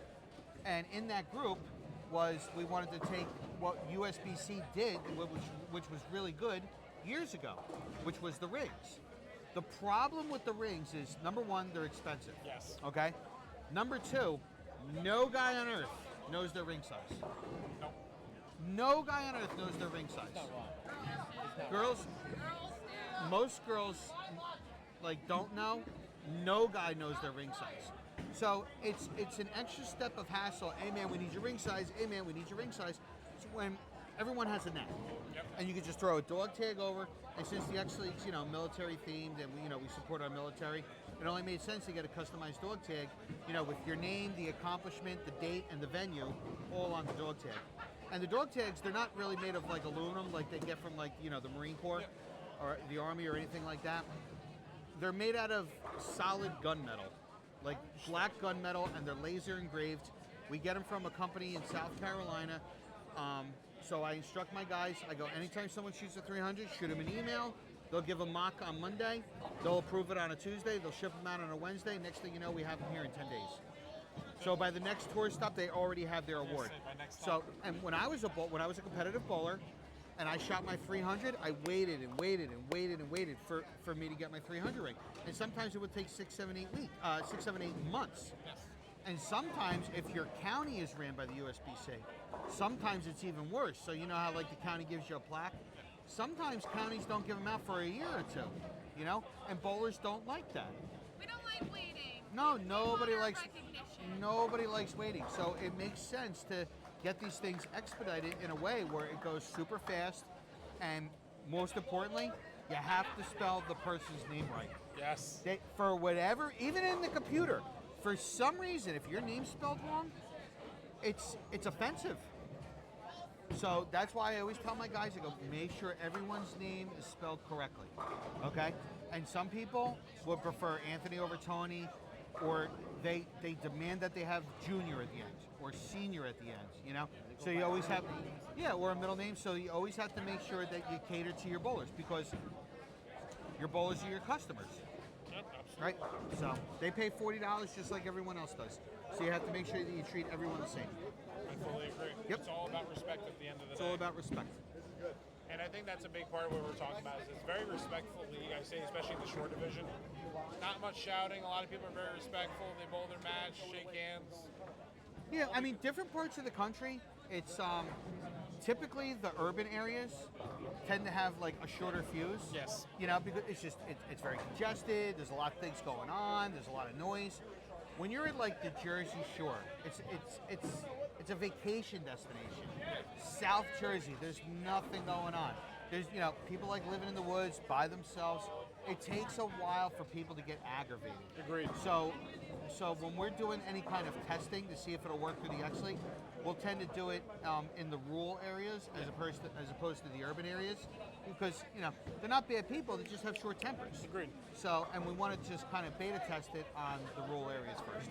Absolutely. And that makes sense. Yep. Easier going, test it on them. Yeah, just easy going, and what I like doing is, every 3 months I talk to the franchise owners, and I'll say, hey, is everything okay? Yeah, everything's fine.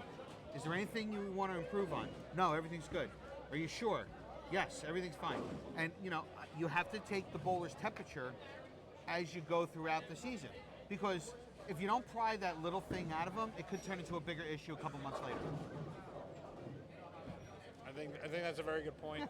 And did you ever have a good idea? I'll give you one quick one because I know you're probably busy. I'm not busy. Oh, well, fair enough. No, That's I why work. got me. No, I work efficiently. I love that. Shout out to George being the best boss.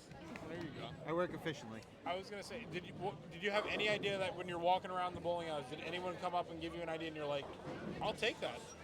Yes. I didn't think of it. Yes. So I have a chip on my shoulder as a competitive bowler. Yeah. I'll slap stuff out. I'll do stuff. As a businessman, I always have to put my ego aside and listen to everyone. Yes. So, Greg Charland over there. So I told the bowlers, I said, anytime you have a suggestion, come up to me. If it's a bad idea, I'm going to tell you it's a bad idea, but I'm going to tell you why it's a bad idea so they can understand where I'm coming from, okay? So, Greg Charland, I don't know if he comes up with a bunch of good ideas, but he came up to me with an idea. So I said, Greg, what's your idea? He goes, when you announce a new team, you should tell them who the owner is so they know who to reach out to. Duh, makes sense. That's a good point. Makes sense. So I said, you know what? I'm going to implement it today. And every time we introduce a new team, I'm on Facebook. I tend to use Facebook the most. I'll tag the person, so anybody that sees those things, they can contact that person right directly, whether it's a private message or anything like that, and they're able to fill up teams very quickly. I've noticed that. I think it definitely does help because when you tag the name of the owner, I feel like, because a lot of times they're like, hey, new team. They're like, okay, who is it? Like, who Right. runs it? And sometimes I get a little mad because I kind of think I'm a little bit smart, and then someone like Greg comes and goes, I got a good idea. And I'm like, and I get mad a little bit. I'm like, why didn't I think of that?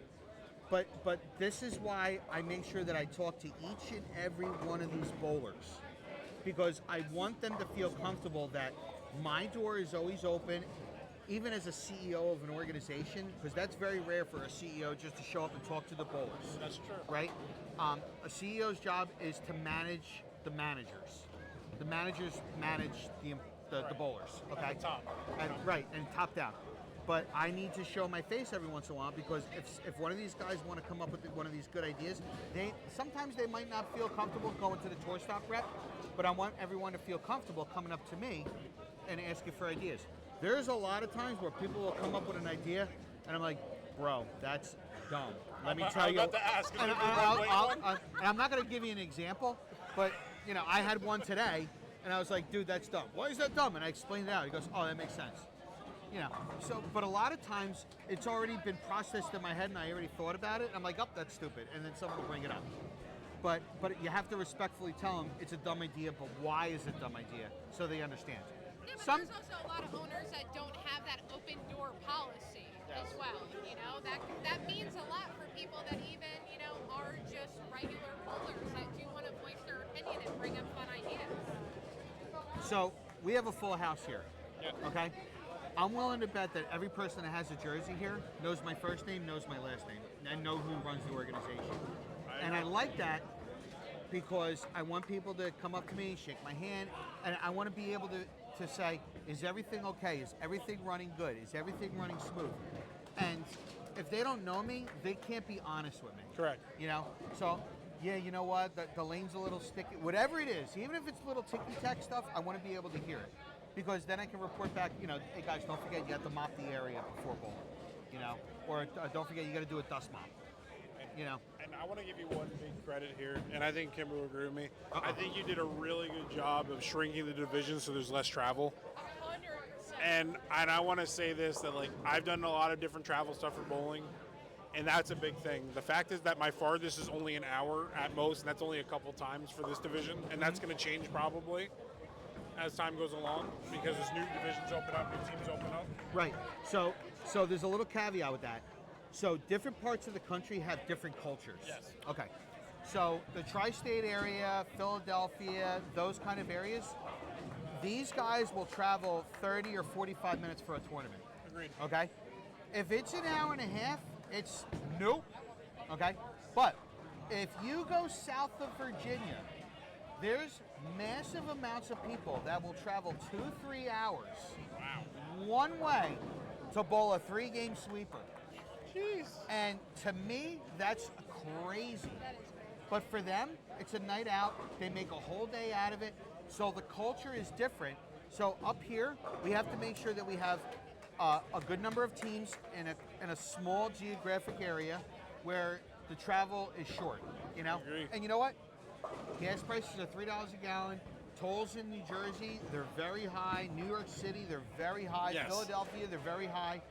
So there's a lot of people that won't travel an hour. I agree. Okay. If you're in South Carolina or Atlanta or Birmingham or Memphis, Tennessee, and we've been to all those places so far recruiting teams, they'll travel 2-3 hours, no problem, and just make a whole day out of it. Agreed. It's Yeah. true. So You're right. I've been down there for work, and it's true. People are willing to drive farther down there. They are. And it's insane. I'm telling them, 45 minutes. I'm like, I'm not driving that for no reason. They're like, that's normal. I'm like, Yeah. They'll travel 3 hours to go bowl a 3-game sweeper. I've never seen anything like it. But the culture's different every hour you move in the country. Yeah. Okay? So from, say, North Jersey, like the New York City metro area, if I drive an hour down to, say, Egg Harbor Township, around Atlantic City, Yeah. it's a lot less mellow. Yeah. And then if I go to Wilmington, Delaware, it's more urban, where it's it's a little higher tension. It's a lot of get it done. Great. But then if I start going into Virginia and Fairfax and Charlotte, North Carolina, it's more laid back. They're taking their time on the approaches. People will get mad if you run up on them in New Jersey because it's 2 lanes. yes. Once you get south of Virginia, it's 1-lane courtesy. They just want to go. And then once everyone's done with bowling, the whole team will go out to eat, and they'll make the whole day out of it. It's a very different culture. Yeah, it's a different culture. And it's you say that because there's a lot of in North Jersey has a lot of great tournaments. Sure. But I live here in Toms River. I don't drive up for most of them. I'm like, that's an hour plus. Forget it. I ain't Right, going to Lodi. I ain't going to Parkway. No, We're also there all day. It is. We It's are an there all-day affair. all day. yeah, you have to make it an all-day affair. It is. I can't just go up there for a quick tournament, pop back home, and No, do you something. got to block your calendar out. Yep. Nope. It's like, oh, you want to go out to eat? Sorry, no, I'm up in Lodi. That ain't happening. Sorry. So, you guys like the X League so far? Very Yeah? much so. Okay. Family, this is home.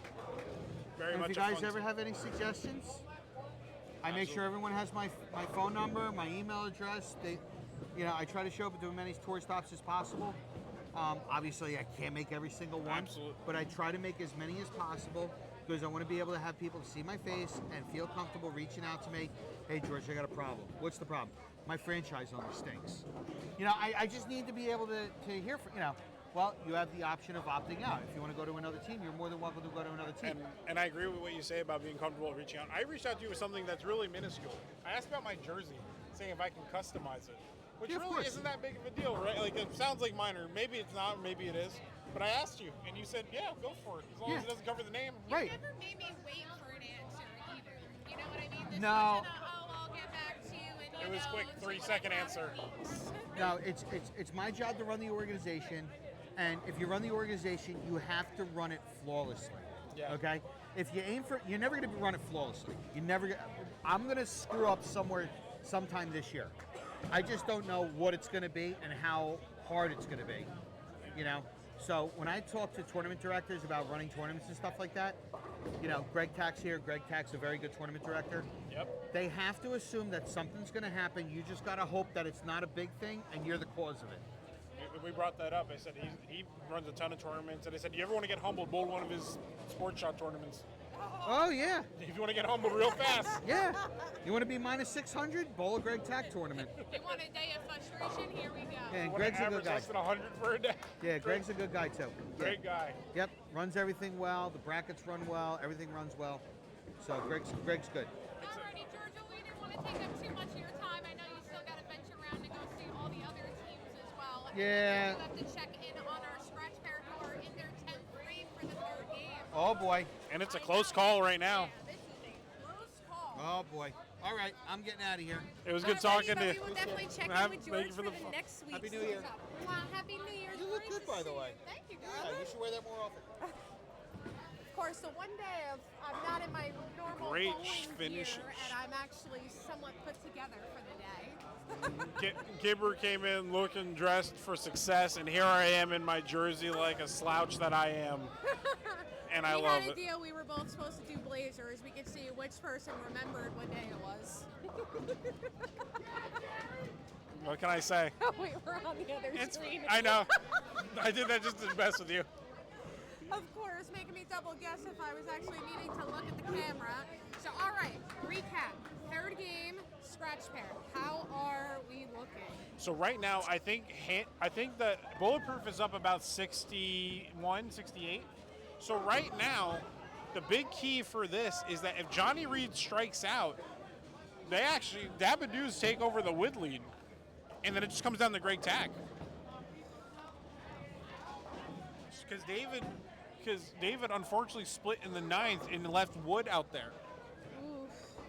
That's not where you want to do it. No opens in the ninth. And Literally unfortunately, geared everywhere. Johnny Reed went a bit high, but that's okay. He can make the spare. He did it. He got the first strike, which was huge. Reed's clean. And- Look at that game. He's not so And much- David left the 10 pin. Almost a 7-10. Did So anybody it all see that? That was comes almost down a to the 7-10. 10th frame. If the Dabadoos can strike out, it's a guarantee win for the scratch. I told you, we talked about this in the beginning. Every point, every frame, every spare or strike matters. Johnny missed the one, but got one of the pins. Still makes it 59. Something. He's definitely taking the point for his pair. And also, David, he gave him back the pin. He missed his. I told you, you can see this. These lanes are moving. They are cooked. Absolutely. It is that time. This is baked, fried, on the grill, cooked. Absolutely. It is atrocious. Oh. And Tack with the split. Frustration for sure. Overall, looking, since this this is the 9th tour stop that we've done this year. Not exactly streaming, but either been at and bowling ourselves for our own team. I have never seen Oh my God! so many splits. They both split. I have never seen so many splits, and I wish that these cameras could show all these lanes going all the way down. Look at all that red. You don't see that. No. You really don't. It's not on scratch pairs. Either. And These both- are scratch. These are your And heavy both hitters. anchors split. Ooh, Tack's going for it. Nope, You got just one. got the one. Makes it 2. Just, okay, but Tack, I don't believe is going to be able to take his point. No, but I'm not sure where Wood ends up. See? He makes and he it. did pick it up. So I think that means Bulletproof is going to take the total Wood points for this match. But not by much. It Not came by down. much, but there are a lot of more tour stops. Didn't we say there's like 16 or something? There's 16, so there's going to be 7 more We after have this. 7 more. And that is the end of Scratch. We're going to see the last shot for Boone over here. Bowled a pretty solid game. He didn't really strike a lot, but he kept it really clean. He left splits. He made them. But you know what's just crazy? Our scratch pair is done, but our handicap 1 is in the top of the This- 6th frame, and then our handicap 2 are only in their 2nd frame due to mechanical issues and resetting up some of the Absolutely. spares and everything. And I moved it over to handicap 1 so we can kind of get a peek of what's going on. It looks like they're waiting on something. I'm not sure they're trying to set up a pin. It looks like it. Again? So we're gonna go over to handicap 2 just to see what's going on for now. See, I don't think they're moving either. Oh, no, they are moving. Just not very fast, but that's okay. Just not very fast. And that is okay. And And 23 now is shut off. They are going to be trying to fix something. great times. Greg But you Charlin know with what? the double. Compared to other places, you know, where they had serious mechanical issues and they had to reschedule one match, it happens. Not all of these lanes have 30, 40 lanes, you know? Absolutely. You got places like Strathmore that's got 54 at their disposal. Yeah. And then you got here they got half that, 26. And then what's the other one where it's the split level? Oh, that's Carolier. Oh, Lear, that's got to be the biggest bowling alley I have ever seen. It's definitely one of. It's 82 lanes. It's huge. 82 lanes. That is almost 100 lanes of bowling.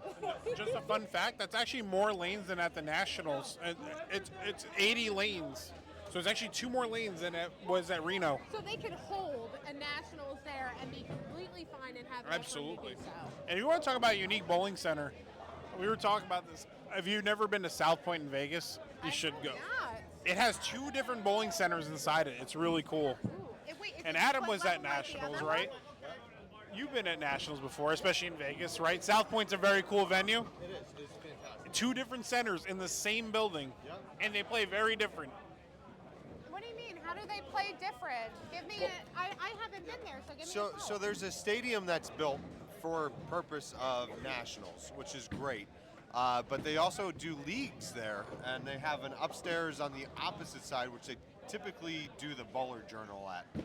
And it's what's good is like to participate in the Bowler's Journal. You get an idea of kind of what one of the shots is going to be, whether it's the single shot or the singles double shot or the team shot. Doesn't necessarily play true. It does hook more on the opposite side than it does on the stadium side. And then when you get to the stadium side, you have an idea, but it can play a little bit different. I will tell you right off the bat, I'm very excited this year for Baton Rouge. Did you see the videos of them getting built? Yeah, it's fantastic. It's really cool. Yeah, but Reno, shithole. Oh, man. Shout out to Reno. I will say if there's one venue that like we can change to like Atlantic City, is Reno. Reno is kind of scary outside of I thought I was gonna die. I'm not gonna lie. There's not many times I fear for my life, but like Reno outside, and I can't even explain some of the stories that happened on in the casino the last time we were in Reno. I cannot. Interesting choice of venue. You know, it's sad. It's kind of sad that the National Bowling Stadium is there. I wish they would move it somewhere else. Like, put it in Vegas. Yeah. Put it in Atlantic City. Put it somewhere. Yeah, and not for nothing. The old Showboat used to have the bowling alley, but the way that they build these stadiums, like you could even do it in like the convention center. Yes. It's amazing, like the technology that these bowling companies come in and just make a stadium out of. Absolutely. It's fantastic. Especially with modern tech, you can make these really high-tech stadiums showing like trace lines and everything else. Oh, absolutely. I mean, just look at the indoor golf simulator that they just did. It was on Tuesday night. They have a green that like changes elevation. They hit off of like a fairway, a rough bunker. Like it was a cool. So like, it's a very fair simulation of all different, Like you're actually living it, like you're actually experiencing it. Not like you're thinking about it, you can see it and feel it. yeah, and not for nothing. Back in the day, I remember when they used to do at Great Adventure.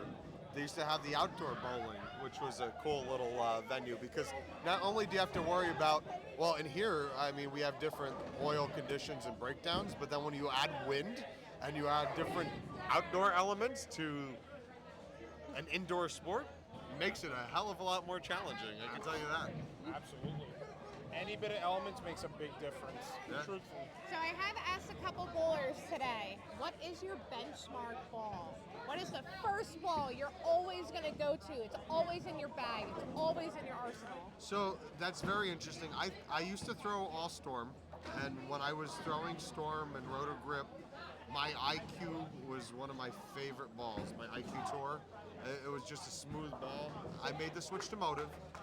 My benchmark ball on most dryer houses is probably my Venom Shock.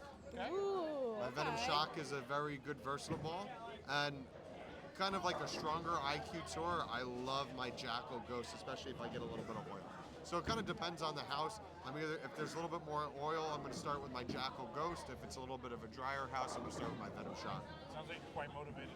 I am always motivated. You know what, Adam, I never think I've asked you, what got you started into bowling? So believe it or not, as probably most bowlers, and I'm Polish, so it's like part of our heritage.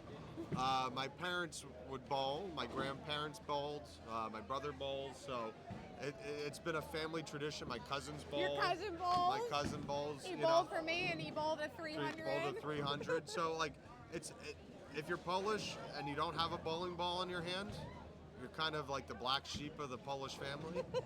But I remember going, like, my parents' work league. We didn't have a babysitter. I would come bowl, and then they'd be like, oh, go get a lane down at the end. So I would just go have fun. And then, believe it or not, 7th grade, 8th grade was when I really kind of started with it. I did a Saturday morning league at Finnegan's. Started with a plastic ball and started with a backup ball. My father was like, you can't throw a backup ball. I'm like, why? I'm hitting the pocket? He was like, but that's not how you do it. It's not the correct way. But thinking how lefties go, he kind of screwed me up on that one. But at the end of the day, I tried out for high school, ended up making the team. I bowled with your hubby in high school. With my husband. You bowled with my husband in high school? Wow. Yeah, we... He's all right. He's all right. We had plenty of good matches between Jackson and Brick. It was a fun time. We've known each other for a long. And of course, I start talking. He heard you. And of course, he comes up. His ears were ringing. Hey, talk about me. A little bit here. I'm terrible. So actually, we asked Adam. So I'm going to ask you. Okay. What is your benchmark ball and why? Currently? Currently. Currently would be the hitter, Radical, or an RSTX1 Storm, depending on the day. Those are the two that are always first out of my bag. I see what they do in practice, and then I go from there. And we also asked Adam how he got into bowling. He's been into it since he was very young. It's kind of part of his heritage. I started at 11. Had a friend in school that was doing a league, and my mom told me I needed to pick something to do, and it was kind of that. It's been uphill ever since. Slowly. So how would you talk about our high school bowling days? You couldn't. It was awesome. I didn't know miss it. about Yeah, that. To me, you couldn't hear yourself think. That's how the parents got into it. It was like stadium seating. Like it was crazy how parents brought their own bleachers to sit. See people with like step stool Oh ladders. yeah. They would have saw the that. big tall chairs, and they'd be screaming and cheering just as loud as we Oh, I were. can imagine your mom and your dad and everybody Not getting even, it loud. just as a collective. As a collective, even, yeah. even the bowlers, like since we left high school, the talent. I've been watching the averages. Like it's not what I mean. We Not were what averaging 220, 230 in high school. Granted, the shot I mean, was at Ocean, but Show off. And you know what was crazy too? When I switched high schools from going from Ocean to Howell, the atmosphere was so different. And it was quiet, calm. I couldn't It still describe to like the team like how different bowling in a competitive atmosphere like that was. it was awesome. I miss it. Going to tournaments and doing all that stuff. It was a good time. Yeah, and it was some of the best times. It's where I made all my friends, and still lifelong friends still. And there's so many friends that are still even from high school bowling that are here now, Yeah. even on other Do teams. you feel like something like this brings everyone kind of back together in that sense a little bit? Yeah, everybody's kind of spread out, so you get people that are, loyal to certain people. They've ended up on different teams, like, like my brother-in-law is on Ocean. Hitman, yeah. But even with UBA, he's on Bulletproof, so it's like, it keeps us together, sort of. We still see each other, and some people that didn't bowl for a long time are now back. Ray Triboni, Curtis McNeely. Like, Curtis didn't bowl for a long time, I don't think. He just started getting back into it the last couple of years. Same with Ray. I didn't really see him doing a lot. But, I mean, even myself, I took 6 years off, so I love it. It's a good atmosphere. I like competitive bowling. It seems to bring out the best in everybody, and that's what I like. And you can attest to this too. I kind of brought this up last telecast. This is the only sport where you actually like cheer for your opponent, which is like a weird thing. Is like you hope high that. five each other. Yeah. I enjoy you watching slap other people hands. shoot 300, 800. Like, Yeah. I'm not like that. And you'd rather win a match like 279 to 269 versus than a blowout. Like it's kind of like I want that Where you head-to-head competition. come down in the 10th, you need to hit all three, and you got to do it. You got to do it. And I like that feeling. You get the shakes, you get that anxiety of I need That to make a pressure. good shot. Yeah, you got to make the good shot, and sometimes you do, sometimes you don't. I've had both. Yep. Or you throw a good shot and you leave a stone 7, 8, 9, whatever. It is what it is at the end of the day, as long as you can control what kind of shot you had. Yeah. One of my favorite quotes from any movie was the greatest game ever played with Shia LaBeouf. Yeah. Either you got the nerves to win the championship or you don't. Yeah. Now this X League is good, and I'm happy that it's taken off. It's growing, and I'm happy for George, and seems to be running a pretty good organization, and I'm happy to be here. I have one interesting question. Do you have any rituals or habits you have on the lanes? Rituals or routines? Do you do certain I things try up to- at the lanes or I try to prior? do the same every time. I'll use rosin. I use a lot of rosin. I always have. I don't know why. But I'll make sure my hand is got rosin. I go up. I'll wipe off my shoe, slide my foot, and I do like that chicken wing because my shirt feels weird under my arm. So I do it until it feels right before I take my shot, and then I'll bowl. But if I don't, it feels off. And- And I think any key to any, like, I teach golf, so any key to any successful golfer and bowler, which these sports are very similar, is having a consistent pre-shot routine. Do the same thing over and over. This game's about repeatability, so the more you can be consistent in your repeatability, as stupid as it sounds, like whether you take a deep breath before you bowl, do it every time. Like, Same way every time. Same way every time. Any little smidget, you almost should reset and start again. Because, like, I know for me, I do the Nick Folk. Like, when he used to go kick field goals, he used to do this. So, like, one of my things is wipe off the ball. I'd rather be slower than faster. I don't know about you. I'd rather slow down the tempo than speed it up. But once you're there, you get set, you wipe your ball down, give your little shimmy, and go. Yep. And then once it's out of your hand, there's nothing you can do. You can only control repeating the shot. So the more consistent you can with a pre-shot routine, the more consistent you will be throwing that shot. It's about consistency. And For me, I don't know if you guys overheard, but I actually I put my thumb in once, I pull it out and do it again because I want to make sure my thumb's not sticking at all. Yeah, I'll do I that sometimes. I do it every time. I don't know why. I put my thumb in and I kind of tug on it. So I make sure that it's locked in before I throw my shot. Every time. And the missus got a big smile on her face when you say that. A lot of people have these routines. I haven't, really had mine yet. You've been bowling not nearly as long as all of us. No, definitely not. You guys have me by a very long You got time. 6-7 years. We're going on 20 plus. Yeah. So it's And everybody's journey is different. yeah. Well, look at Ray Rivera. Yeah. He didn't start until after high school. Started taking lessons and shot right up to 230, multiple 300s, 800s. Was the tag team champs with George for a little while. Yeah. He didn't start young. Like I started at 11, so I know people that started at 3 and 4. Like, everybody progresses differently. There's some people that, they get kind of stagnant. They kind of peak at a certain average. Like I've gone back and forth. I've had leagues where I've averaged almost 240, and then I've had leagues where I averaged closer to 200. So that's, since I came back after 6 years, like I'm still sitting around 220, but I've been having problems lately with my repeatability and my approach, and my slide has been off. So I haven't been doing as well as I want, but still kind of hanging in there.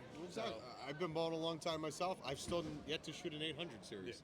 I've shot 5 300s and I haven't shot 800 in probably 10 years since before I took the 6-year break. And I've been back. Yeah, probably a little longer than that actually. Probably about 12 years. I haven't shot 800. I've shot multiple 300s. yeah. I think my highest since then was like 790. And the irony is, I've seen you throw quality shots where it should have been an 800, but it just comes down to carry at the end of the day. Like you got every break. What's crazy is I saw a study with USBC that if you hit the 17 and a half board into the pocket, you have an 80% chance to strike. Okay. Outside of that, your percentage dwindles. Yeah. So like, It's interesting. the odds of really striking is more lucky than not. Okay. I did not know that. I'm gonna have to try to work on it. Alrighty, so I did want to turn back into handicap 1 since we are finishing up the Let's finish the third one. game. Great Thank you. conversation, guys. Travis, thank you, Adam. This is the type of stories we love to hear, though. I love how the guys are all of a sudden like they get lost in the conversation and then they just start bringing things back up. You know what I mean? Which is great. They love it. Look, so many people are cheering around right now because they love bowling. But absolutely. But this is the type of conversations that are had on the lanes. These are the type of things that people have had. There's a lot of memories tied into this game. It's not just about winning a game. It's about the memories had from the game. From whether it's your childhood, like me and my dad bowling since I was 3. Oh, sap.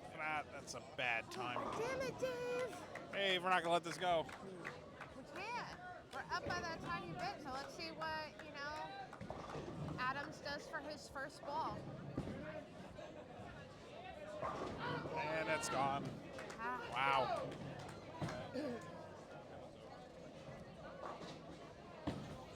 This pretty much locks up handicap 1 in favor of Bulletproof for this round, and I think it might have taken overall, unfortunately. It may, but you know what? Out of 80 points, we will still find out of how we did after.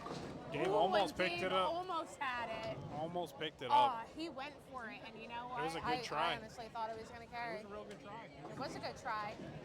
Still shot a solid game. I mean, 234.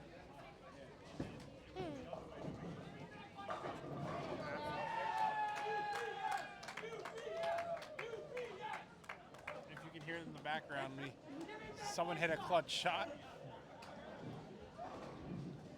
What team is that going on? I think that's Hitman. Hitman and the Thunders? Thunderbirds, yep. Thunderbirds.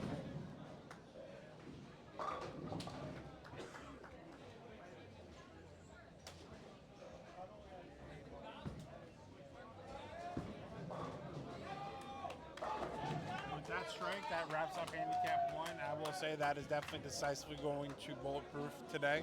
Yes. And then we will transition Which is okay. over It's to bowling. Absolutely. And we moved us over to handicap 2 because it's the only pair of ours bowling now. Handicap 2 had such a delay.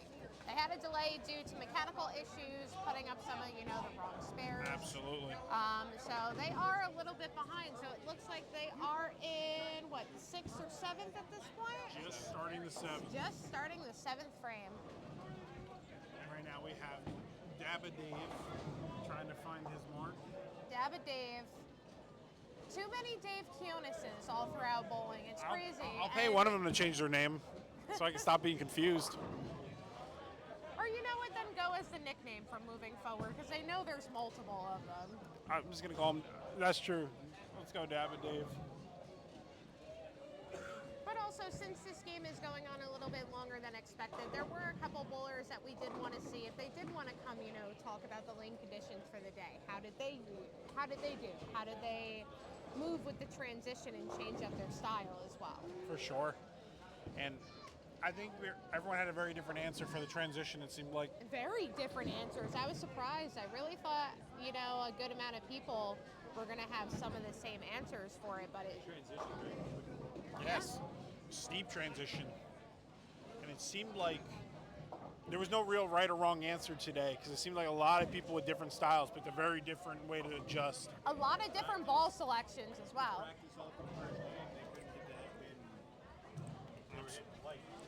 Absolutely.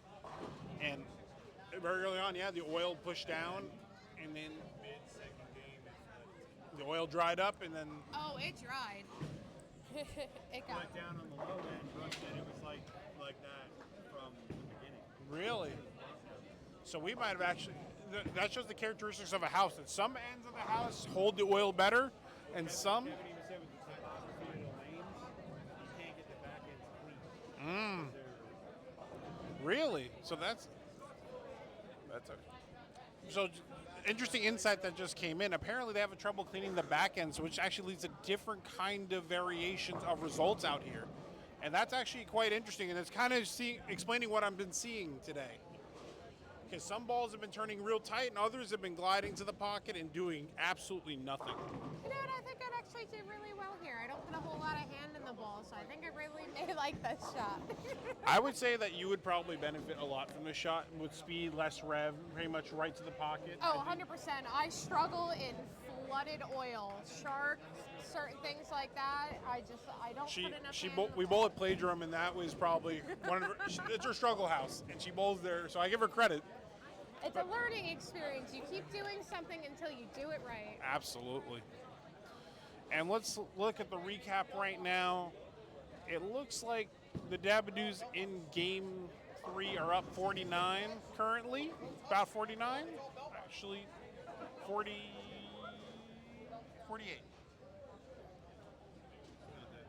And then it's going to all come down to making these spares.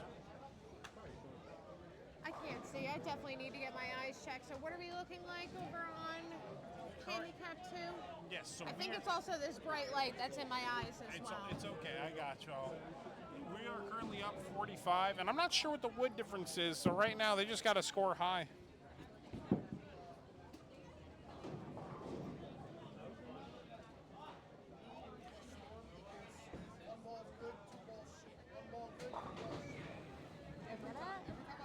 Oh, wobbling. Wobble 7 Wobble 7. By- Table wobbles, but they by don't fall down. Mr. Larry Davis. Mr. Davis. That's it.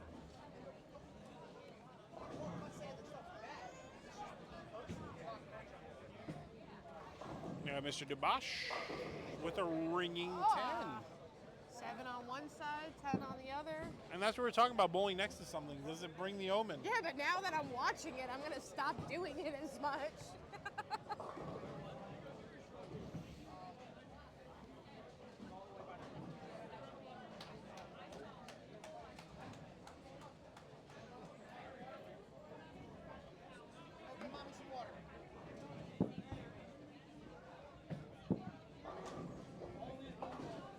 Good spare.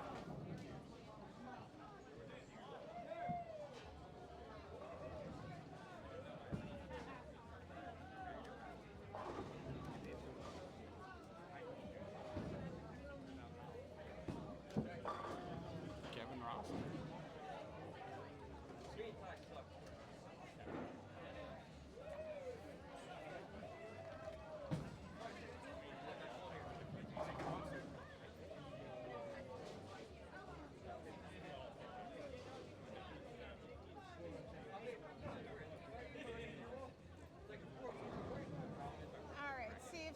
looking over there?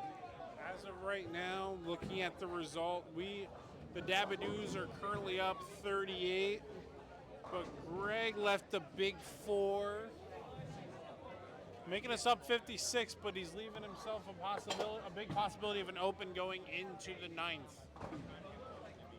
While Howard cleans it up. Howard from Bulletproof is quite the steady bowler. Even when he's not striking, that dude makes the spares. I give him a lot of credit. We talked about the importance of that. He's a guy you want on your team because you know what he's going to do and what he's going to get, what you're going to get. And I want to ask this from my co-host here. Would you rather have someone that could shoot real high but get real low, or would you rather have someone that's steady? Like, you're not going to get much higher, but you're really not going to get much lower. I'd rather want the person that's consistently hitting their average, because at least then, mathematically and strategically, I can use them to their advantage. I agree. The only thing that stinks, though, is sometimes you do have these heavy hitters. We've seen them. They were over here before, crouched down behind us, not throwing out any names or anything. Right. But, when they shoot 30, 40, 50 pins below average, that's game. That's over. That makes it almost impossible to make it up. However, somebody, a little bit more like me, a handicap bowler, a little bit lower of an average compared to these guys, but when I shoot 20, 30, 40 pins over average, they can't touch me when it comes to handicap. Correct. They don't. And that's what you battle on the pairs. That's what I battle on, but you know what? That's also some of my strengths as a bowler. I can shoot over my average depending on, the conditions. And some of these heavy hitters, if they're put on handicap against me, do they get upset? Yes, but they can beat me. Listen, you got to earn it no matter who you're against. And I did that when I went to March Madness. I went against people that gave me handicap, or I gave them handicap. Even look at March Madness for me. Yep. I never thought that would happen. I qualified first in the tournament. Hysterically bawled my eyes out because I never thought it was ever going to happen, though. But that's just a huge accomplishment in my books. Don't get me wrong.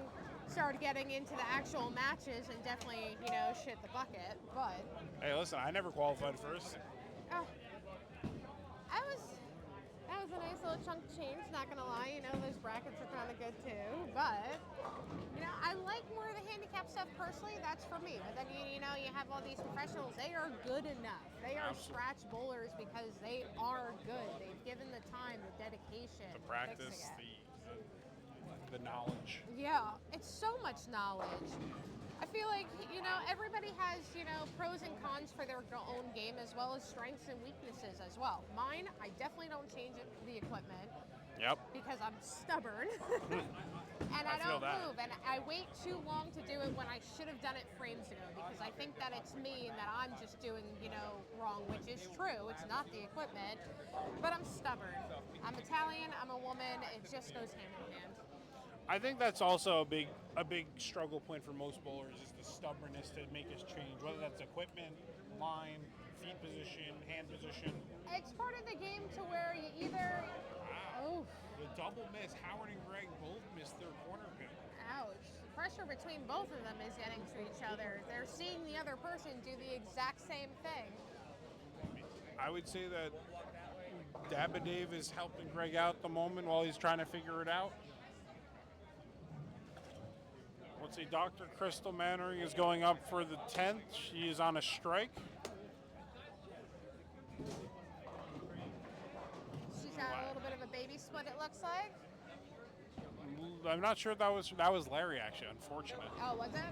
I know, it's hard to see. I can't really see it either. I had to look. It's hard to see when everybody's in my ways. So keep in mind, guys, we can see a little bit, but we're not be able to see fully at times. So please pardon us if we don't see it correctly. All of the seating areas are placed in front of us. So we're pushed a little bit behind, behind the cameras, behind some of the attractions here as well. And we don't try to tell people to move or do other things because they're bowling. It's their time. I'm going to tell them move. Well, you're different than me. And this is why we work together. I'm not going to say anything. You'll say everything. And I will, 100%. And you know what? They'll move. It's true. She'll make it happen, y'all. Trust me. I'm a woman on a plan. Listen, I respect it. Oh, Crystal. She picked it up. She's cleaning it up. Keeping it close. And I'm not sure what the wood difference is, but it could make a difference here. We don't know until they figure out all the math. It's one of those 80 points. That's a lot of math to do in my head. And to keep track.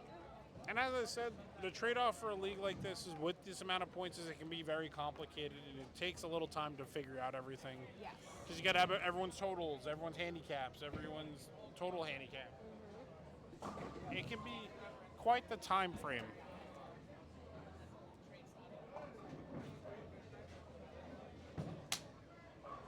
Three in a row. Is that Dabba Dave? I'm waiting for the animation to turn off, and it was. It was. Let's go, Dabba Dave. Finishing strong. Instead of Miss Mannering, she did finish strong. Good job, Doctor.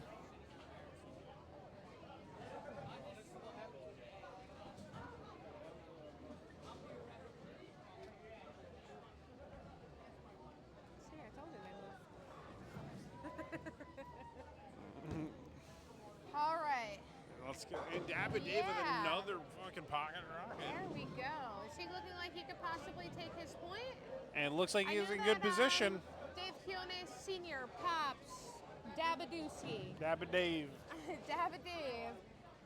We knew he's been struggling a little bit. He's had some really nice pocket shots in him. He's He just has. leaving friggin' 9,999 10 pins. For him, it's always been his health. It's always. He's had a lot of surgeries on his body. He has, yes. But he also was on tour for a little bit back in Yes. his youth as well. I'll tell you this, if this was him in his prime, he'd be a very different bowler than we know now. He'd be freaking, he wouldn't be on handicap. He would be 100% scratch. He would be on our scratch pair 1,000%. See how he finishes out. Little bit. Good 9 count. You know what? Took off a little bit for him, but is that an 8 or a 9? It's hard to tell. Double check while it's 9 up there. count. It is a 9. That's So good. Dave finished out with a 215. He found himself. That's going to definitely take his point, it looks like. I don't know. At least for this game. Because that's 256 with handicap. And even if he makes the strike here, he can only go for 252. So very good finish by Dave Sr. It was a very good finish for him. Absolutely. And Greg's trying to finish strong here. Both anchors have struggled in the 9th.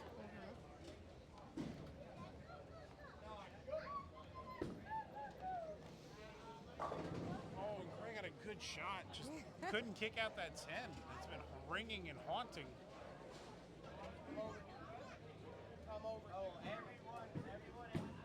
Us? I'm like, We thought we were being I'm a little summoned. comfy over here. You're good. So you're He's allowed to be. more than welcome to come here, though. The kids are intrigued. Yeah, he's looking right at me. The benefits of being live. I'm short. Blue balls for the 7:30.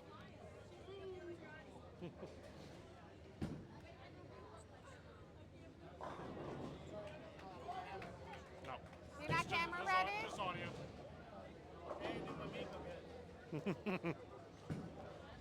Do you want a lesson? One last shot to end the night for Greg. What can he end off on a strike? End on that sweet note. Can you end off on that sweet note?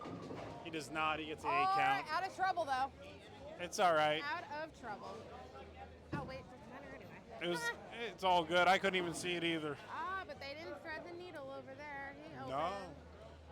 So I'm not sure what the difference Can't is. see, but who's probably taking their individual points though? I think Greg took his at the bottom for that game. So it looks like handicap 2, the Dabadoos did take. Yes. Absolutely swept that's- on game 2. It's all about those points you can take at the end of the day. Every point, it's 80 points. There are so many points to be grabbed here. This isn't just like a league to where you have the 7 or 9 points and that's Absolutely. it.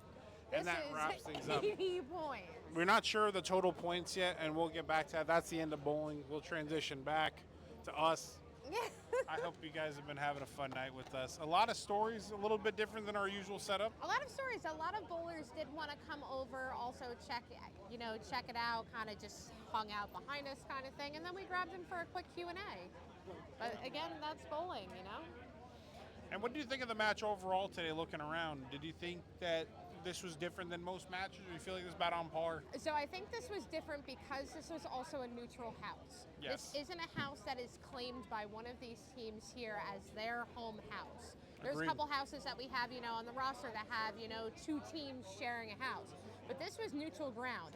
And you can tell by the amount of red that I see around on these screens, there were a lot of splits up there. So a lot of even these really good scratch bowlers, heavy hitters, also had a little bit of struggle. But we did see it going on during practice, that transition, and it dried up quick. Yes, it did. It dried up in practice. So if they didn't come with the equipment that they needed for today, they struggled. It was some very steep transitions, and it was quite noticeable. I mean, looking from game 1 to game 3, it was like we're playing at 2 different houses. Yes, It wasn't completely. And like- it's weird because I'm hearing that the lanes are different over, up at the front of the house compared to where we are at the end of the house. So we're getting totally different results and different transitions and different lane conditions on 2 opposite sides of the house, and there's only 26 lanes here.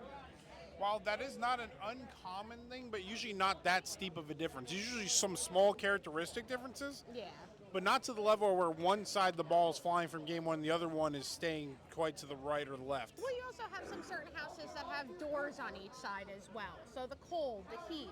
I Yes. can understand that also playing a factor into everything. Absolutely. But this one only kind of has the door in the middle, so you never know. That's true. The temperature in here makes a difference. The people here, the people bowling on the lanes make a difference. There's just so many factors that play a part.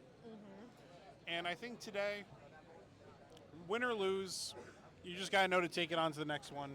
You know what? That's bowling. You're going to win some matches and you're going to lose some matches. Are you going to leave frustrated because you didn't bowl well? Hell yeah. But take it as a learning experience, in my opinion. That's it. Sometimes you bowl very well, and life goes on. There's just days that you're not going to bowl your best. And, like, for example, Greg Tack struggled today. I'm not trying to point him out, but trust me when I say that guy can just go out the building. Yeah. And this was definitely not a night that resembles him. And I'll tell you, Greg, if you're watching this, keep your head up. It Next looks like match, a you're lot going to of bowl people well. were super frustrated as well, so he's definitely not the only one today. Absolutely. And he'll be back. And trust me when I say when he'll be back, he'll be back. He will be back. So did we want to wait for the total points? Are we ready to shut it down, Steve? That's a good question. Dave, what do you think? Dave, Do you want to wait for total points or do you want to call it? Shut it down. Want to wrap up? I'm ready. Let's wrap it up. Thank you guys so much for following us today. Please definitely follow Dave Saporito's YouTube channel, as well as if this is shared to any X-League page or JMAR Entertainment page as well. Thank you so much for following in all the way to the end. I'm Kim. I'm Steven. Have a good night, everybody. Thank you for the time.